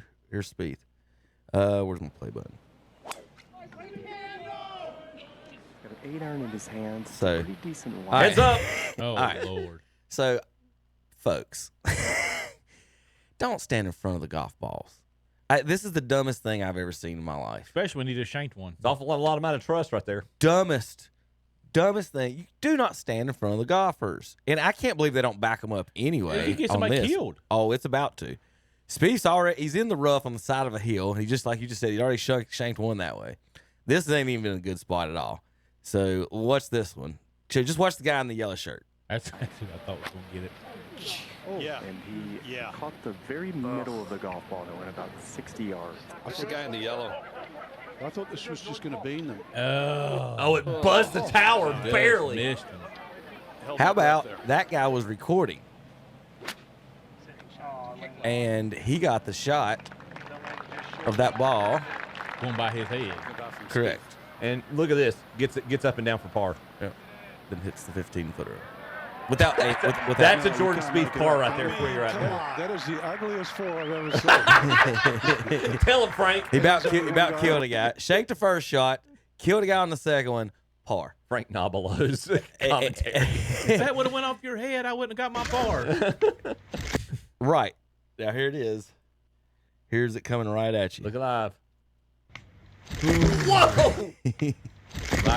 Flash before his eyes. You could hear that buzz by your ear, you know. Oh, he did. Yeah, they moved after that ball went by. There's the Golly. ball right there. Now, seriously, Chip, why would you stand there? Like, stupid. They should have backed him off. I'm 15 feet in front of. Oh my God, idiots! Like, I don't stand in front. I mean, that ball was in thick rough anyway. Right. Yeah. And I'm saying on Spieth's side, like, if you're on the side of that hill, Chip, and it's supposed to come off left, Right. Yes. but if you don't hit it right, it's gonna go right. Yes. And your Right. ear is gonna be like almost a So- shank. So Spieth, knowing I hit that shot, I'm almost aiming at that guy in the yellow to begin with. Yeah, if you're trying to, you want the grass because of the thick rough. You want the grass to shut the club face, and you're hoping it pulls Right. it And left. he didn't. He kept it And open. the club face just stayed open. So Spieth mishit a shot and still got a par. Miss it two. Yeah, correct.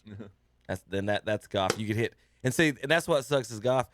You're the guy on the green that just hit two perfect shots, and then you three-putt. and missed a putt. you two-putt. Oh, yeah. You That's just what I'm get saying, your you missed two-putt. your You putt. do everything Yeah, you're supposed. right. You lip out your birdie.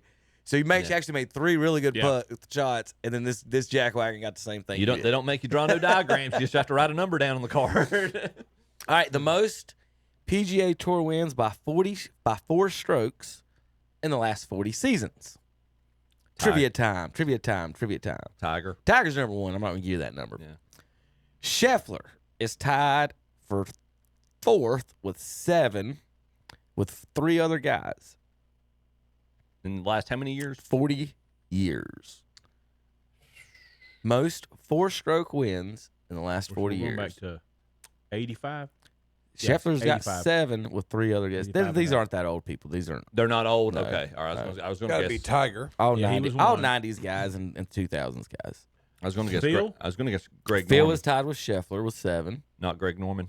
Norman is not on that list. Rory. VJ? Rory is tied with 7. VJ's tied with 7. So y'all named Good all job. the 7s. Good job. Phil, Rory, VJ, and Scheffler have Ernie 7 Els? wins. No. The next so the top 3 is Tiger's 1, and you got 2 and 3. Third has 8 wins. Second has 9 wins. And I'm gonna tell you Tigers in a minute.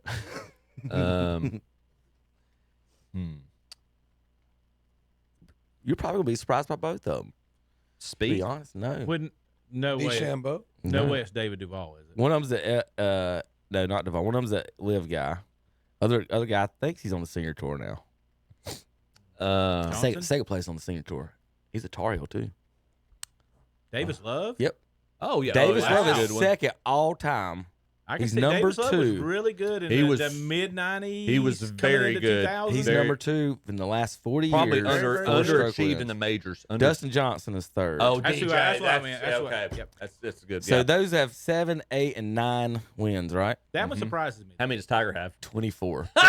Johnson does surprise me. 24. It's just 4-stroke wins. We did very well with that. just crazy. It's crazy for that.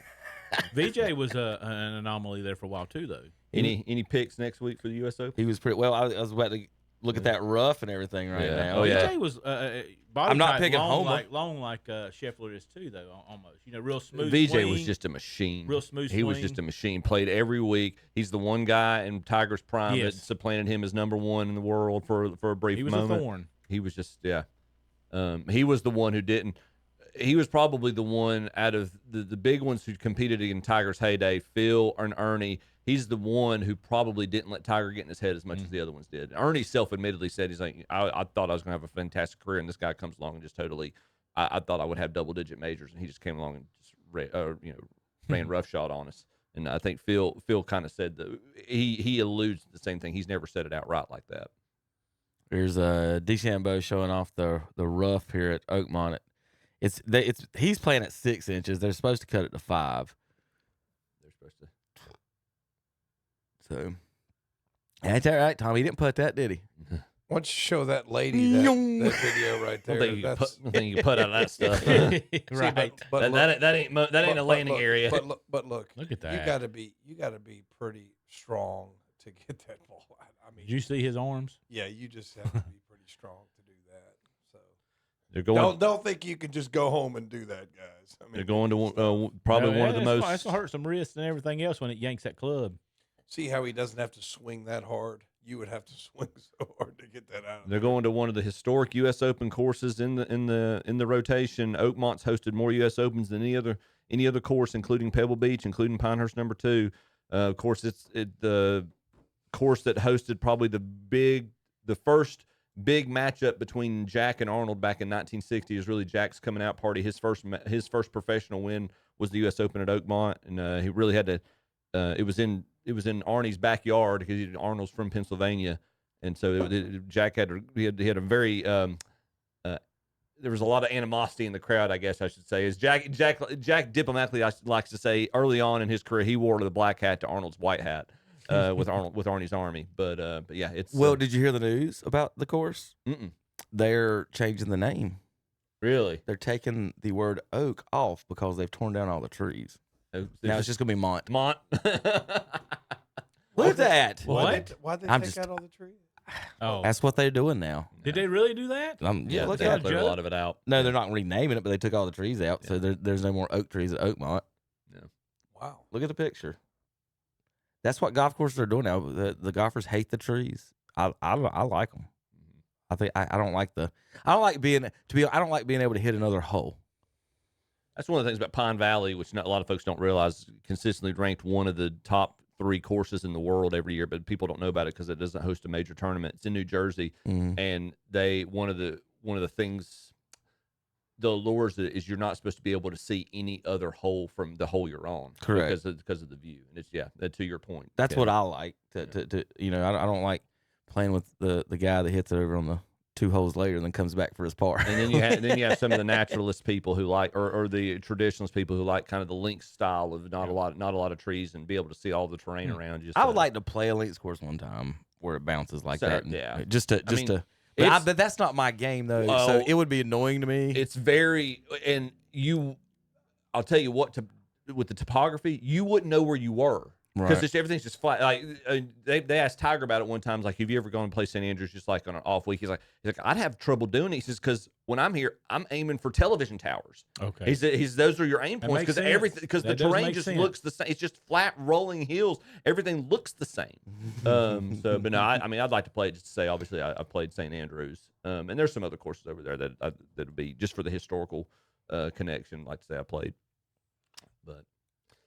No, looking forward to the U.S. Open next week. Rory, he apparently tried a new driver. He was attempting accuracy over distance. The shaft's an inch shorter than the one he used at Augusta.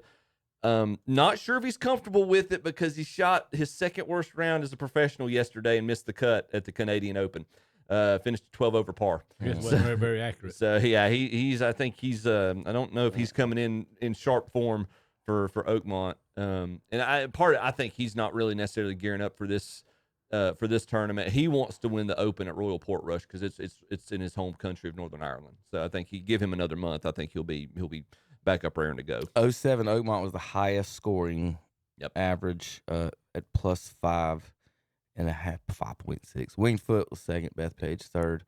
Oakmont and Wingfoot are traditionally, and again, Oakmont, you see the rough what they're doing. One of the things you will notice during the tournament next week, and we'll talk about it next Saturday as well. But if you notice on the turn, these greens, they're not round. They kind of mold into the fairway, so the fairway runs into the green, so the front of the green's like almost like a Wendy's burger. It's got corners to it. That 99 Pinehurst was plus 4.5. Ain't that the year that Tiger just smoked the field? Or? No, 99 is Payne Stewart. Next year, Pebble Beach is when Tiger just absolutely obliterated everybody at Pebble Beach. I remember Payne Stewart. That's right before he got killed, correct? Yes, that was the major he won and passed away the following year. So where are they at this week? They're at they're at the Canadian Open this week. Where's Liv at? Yeah, lives in Virginia, I think. Oh, okay. But PGA is at the Canadian Open. I forget what course they're playing up in Canada, but and then next week they'll be in Pennsylvania. First country. Before we that's what we have to state. Before we move on, Terry's not here, but this is a few weeks in the making. I had to get all your goodies together. Kevin, I owe you an apology. Terry forfeited. Tom, here's yours. Terry There's forfeited. yours. Right. So, care pack. Terry, Right, that's cool. You gotta explain what all's in there. I'll help you with the sheets. Kevin, I'll explain yours. Masters cap. Masters cap. Some cups for a frosty beverage. That's right. Now the spectator guy. Those are used frosty beverage. They're washed. They're washed. He picked them up on the course when he was walking out. Wash them. No, all those sheets that you have in there. Those are the tee sheets for every day. You've got one for each day, including the women's amateur and the drive, chip, and putt that the kids participate in the weekend before. So you've got the practice round, you've got all 4 tournament tee sheet rounds, and pairing starting times for the women's amateur, and then the contest for the kids. Kevin, I owe you an apology. We talked to Kevin. I was trying to get preferences on hats. Kevin's not a fan of most of the style how most of these hats are. I was trying to find him a snapback. I'm still in the works on that, but are you familiar with? Have we talked about? Are you familiar with Berkman's Place? No, never heard of Berkman's Place. Berkman's Place is the Uber exclusive, high profile or I guess corporate hospitality. I've never set foot in it. Never been there. Yeah. So if you'll notice, nice. That hat looks good. Green. Yeah. Come on up and read a putt from off the green. That's right. It makes you aim point better when you wear that. But like most times you see this logo that I wear them, I put the yellow logo. That's what everybody recognizes. Now, this logo, turn that towards the camera. That dark logo is known as the Berkman's logo. Now, most people, the everyday golfers, they're going to see this and they'll be like, okay, I want this. That's the Masters logo I recognize. You get in the right circles with this logo, they'll look at you and they'll be like, how did you get that logo? Wants to know where my they want to know where my green jacket is, Tom. That's right. I'm gonna get a green coat just to wear with that hat then. So if nothing, that's cool. If you're not a fan of that, if nothing else, look on eBay. You get a good price for it. That is perfect. I'm still fine. I'm gonna find you a snapback one for you as well. Sitting on it before the show, we've been wearing it the whole show. All right, appreciate that, Chip. Well, no, guys, that's your belated Christmas presents anyway. So Terry, I've got yours too, but we'll get that to you next week. But yeah, so Terry, you'll get yours if you show up. If you ever, So you were talking about Terry, quit laying out. Making picks for the U.S. Open, and sometimes you got to take your signs from God and whoever gives you a sign or whatever it is. I got to hear this. But so I was sitting here, thinking about who I was going to pick, and I was trying to think of who I'll watch and it probably would play good at the U.S. Open. And I opened the spectator guide, and my thumb was touching one of the guys that I saw and was thinking about and made a run at Quail Hollow a few weeks ago. Okay. And so that's who I'm going to pick. And I'm curious. The one I picked, I want to make sure I say it right. Harris. Oh, Harris English? English, yes. Okay. Harris English is going to be my pick. Nice. He made a run late at Quail Hollow. Finished like second. Where did he finish? Third or fourth? He backdoored into second. I want to say. I thought it was really up there. Make sure But yeah, I put my hand in here and opened it up. My finger was right on Harris English, and like I said, he was playing good. And I didn't know if he's in the U.S. Open because I wanted to make sure he was before I did. But yeah, he shot 6 under the last day. Yeah, he shot 6 under, and he tied with Bryson and Davis Riley for second. Yeah, he made the money that Wyndham Clark was crying about. Like he took Wyndham Clark's money. And he should be in the field. So that's gonna be my pick this week is Harris English there, Tom. Mm-hmm. You got to pick, Tom. Angel Reese to miss her first shot. Yeah. Sounds like it. Yeah. Yeah. That sounds like a good one. That's the one you're going to. Zach, any picks for the back? Scotty's. It's hard to pick against him right now. It was Saturday last weekend. Yeah. Last Saturday, he just goes like 4 or 5 under on the last 5 hard holes. to pick. Yeah, I'm not picking against Harris. him. Harris is in there. Good. If you want it's hard to pick against Scotty. My sleeper pick, and y'all are going to laugh because we just watched a clip of him about Buzz the Tower on a dude's head. But if he can keep the ball decently in play, which obviously was questionable with the clip we watched. And if he gets his putter right, Jordan's going to be dangerous. There's very few people who put fast greens like Jordan as good as Jordan Spieth does, and Oakmont is one of the few places that have faster greens than Augusta. So Jordan would be my sleeper pick, but man, it's hard to pick against Scotty. I mean, he can turn it on. I mean, y'all think about this though. I know we're getting long on this. Yes, but, sir. Scotty does that now, but how much better was Tiger in his day? Just to no, it was nothing. Yeah. It was him versus the field. Scotty's great. and it ain't even a comparison to that. He's turning on. He's got a gear right now that nobody else has. And even Rory, the one guy that could match him if he's motivated is Rory.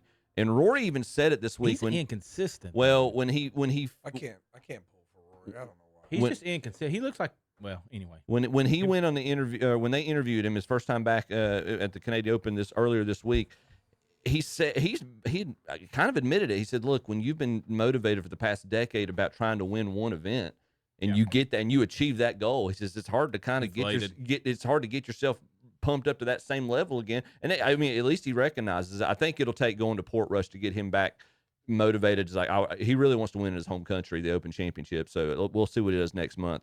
But yeah, I think he's obviously searching right now. But Scotty, if Rory's not in his zone right now, there's very few people. There's nobody that can turn it on. Well, as long as they don't try to arrest Scotty before he goes into the. He got past the PGA. See, when he's not arrested, he wins. Was that at the US? No, it was the PGA last year. Yeah, but see, they didn't arrest. They didn't try to arrest him. They didn't arrest him at Quail Hall this year, and he won. CMPD did good this year. You know who is a notorious golf gambler though? Is my brother. He loves all the stuff that you can. Mm-hmm. And what he does, Chip, is he waits until like the third round. Like if Scotty's like 2 or 3 back, then he'll bet on Scotty. That's what he does. Like you get the best odds. Like if a favorite is like a few strokes back, then go ahead and put your money on the favorite. Now I've tried the same technique and have not been successful. But if you know, and again, it's the instant gratification. You don't bet on him 4 days out. You bet on him on that day. Yeah. Like it's day 4. He's 3 strokes back. He's 4 strokes back. It's 4-to-1 odds. Yep. You know, so that's, look at Jack. Like Jack always talked about. His philosophy was get yourself in contention after the first 3 rounds, and that pressure is going to make other players whittle away. Tiger, obviously, we all know is probably the greatest front-running golfer ever. When he went into a lead, he lost only one 54-hole lead in a major ever. Scotty's showing he can kind of do both right now. He did it at the PGA, and then when he's up, it's hard to catch him. All right, we got to take a quick break. Finish up the show in just a minute. KDCBroadcasting.com. Dr. Robin wants to invite you to the 10-year anniversary block party, Thursday, June 12th from 5 to 7 at Pro Wellness Family Chiropractic on Clark Drive in Lincoln. There will be music, games, and prizes. Enjoy free hot dogs, chips, and soft drinks. Also, cotton candy, popcorn, and beer, and wine will be provided. First come, first serve. Don't miss it. Thursday, June 12th, 5 to 7 p.m. The 10-year anniversary block party at Pro Wellness Family Chiropractic. 644 Clark Drive in Lincoln. Online at ProWellness.com. Like them on Facebook, too. Oh, well, everybody's heard about the bird. Hi, folks. This is Buddy Cheney, owner of Promotion Motor Company. It's springtime. Bees are buzzing, birds are flying, and tops are coming off. At least the top of Jeep Wranglers and convertibles that we keep in stock at Promotion Motor Company. Yes, we have the quality pre-owned vehicle you are looking for. Trucks, sedans, SUVs, we got them. Good credit, bad credit, no credit, first-time buyers or on-lot finance. We have many options to get you in a quality pre-owned vehicle. So if you're looking to take your top off, and you know what I mean, come on down to Promotion Motor Company, located at 2527 East Main Street, Lincoln, or visit us at www.promotionmotors.com or call us at 704-735-0303. Hear that? They're selling down high prices at Carolina Furniture Mart in Lincoln. They feature quality furniture at the best possible price for every room in your home. And be sure to check out their mattress center too, with over 35 different mattresses on display. Shop over 80,000 square feet, stock full of furniture, and save now. Carolina Furniture Mart, 644 North Aspen Street in Lincoln. Online at carolinafurnituремart.com. See the page at whatsupshopper.com and like them on Facebook too. Everybody wants a Speed Queen, and they're on the way at Hendrick Compliance and Mattress Center in Shelby. Come check them out before they get gone. Famous Speed Queen washers and dryers. And Hendrick Compliance and Mattress Center has plenty of scratch and dent appliances, all with factory warranties. And if you need a mattress, Hendrick Compliance and Mattress Center is having a clearance on all floor model mattresses. Hurry in today. Hendrick Appliance and Mattress Center, 1241 East Dixon Boulevard in Shelby. On the right going down, on the left coming up. The NASCAR Cup Series. Here they come to the line. Green flag goes in the air. Heads to Michigan International Speedway. Kyle Larson's in the wall. He just got the fence and he got it hard midway between 1 and 2. Where the Heritage Trophy and manufacturer bragging rights are on the line. Exits turn number 4, and Christopher Bell is $1 million richer. It's the Firekeepers Casino 400. Sunday afternoon at 1 o'clock on Carolina Country WCSL. 92.9 FM, 1590 AM, online at ktcbroadcasting.com. Performance meets power at Boyd Tire and Appliance and Boyd Lawn and Garden in Clover. See the new John Deere mowers, the Gravely mowers, and the Aaron's mowers. Ask about 0% financing for up to 36 months, plus a full line of Steel and Echo trimmers. Keep your lawn looking sharp with a stop in at Boyd Tire and Appliance and Boyd Lawn and Garden, located at 110 North Main Street in Clover. Online at BoydTireandAppliance.com. And we're back on Saturday Morning Sports Talk with Kevin and the gang. They're finishing up the show. All right, welcome back to the show. Just come across.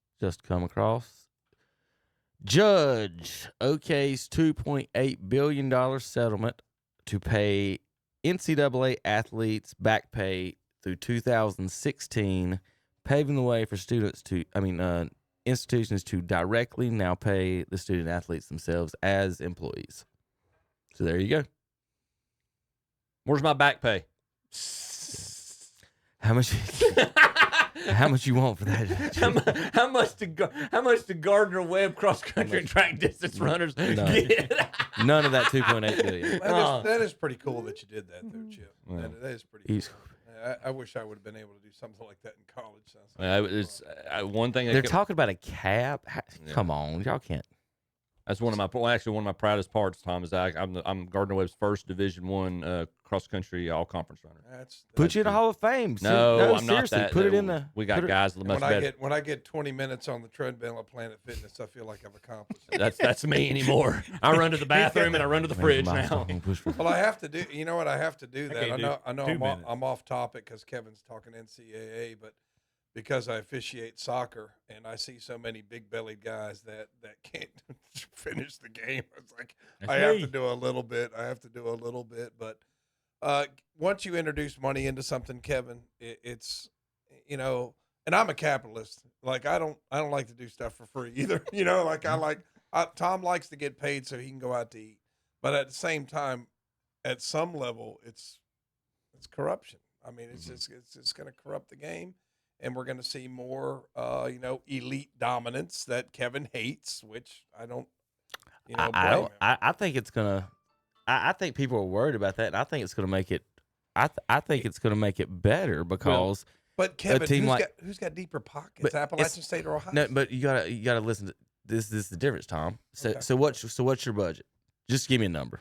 Like, say your budget's $40 million. Let's say Ohio State's budget's $40 million, right? You guys are paying a lot of people in that group. If I'm North Carolina, I just got to pay the starting quarterback $39 million. But how's that making you competitive? If I got the best quarterback in the country, if I got Arch Manning, I'm just telling you, like at North Carolina, Tom, we could pay, or whoever, they can pay the two superstars. That's why you got guys going in the portal, leaving these winning programs, because the lower guys are going to be able to pay those guys more money, especially they'll be picking off of your rosters as well. And I think that's why Nick Saban is not a coach anymore. That's He's why seen this on the horizon. Krzyzewski, Roy, I think it's why a lot of them left in every sport. Because they didn't want to deal with that anymore. And I tell you what, if like $40 million doesn't get it done for Ohio State, they'll spend $50. Yeah, well, that's what I'm saying is that you guys are going to be spending it on like 20 players, and these other schools are going to be spending that cash on 2 or 3 players, and everybody else will be getting the But if there's a cap, and this is to Terry's point last week, if there's a cap, and Shedeur Sanders went to Colorado. You can't pay like your 6th quarterback, your 6th round, or on Golly Bum Arch Manning on the depth bench, chart, $3 million. Your 6th string quarterback. You can't pay them money, and if they're just going to sit there, they'll go get money elsewhere. Mm-hmm. I do think that's what happened in Tennessee. It does lend the potential. Offense, if there's the cap, at least in the upper tiers, the teams that can pay up to that cap, it does lend the opportunity for a little more parity. Somebody's going to come off their their endowments and stuff like that. All right, we got to go. We'll see you guys next week. Same time, same channel, KDCBroadcasting.com.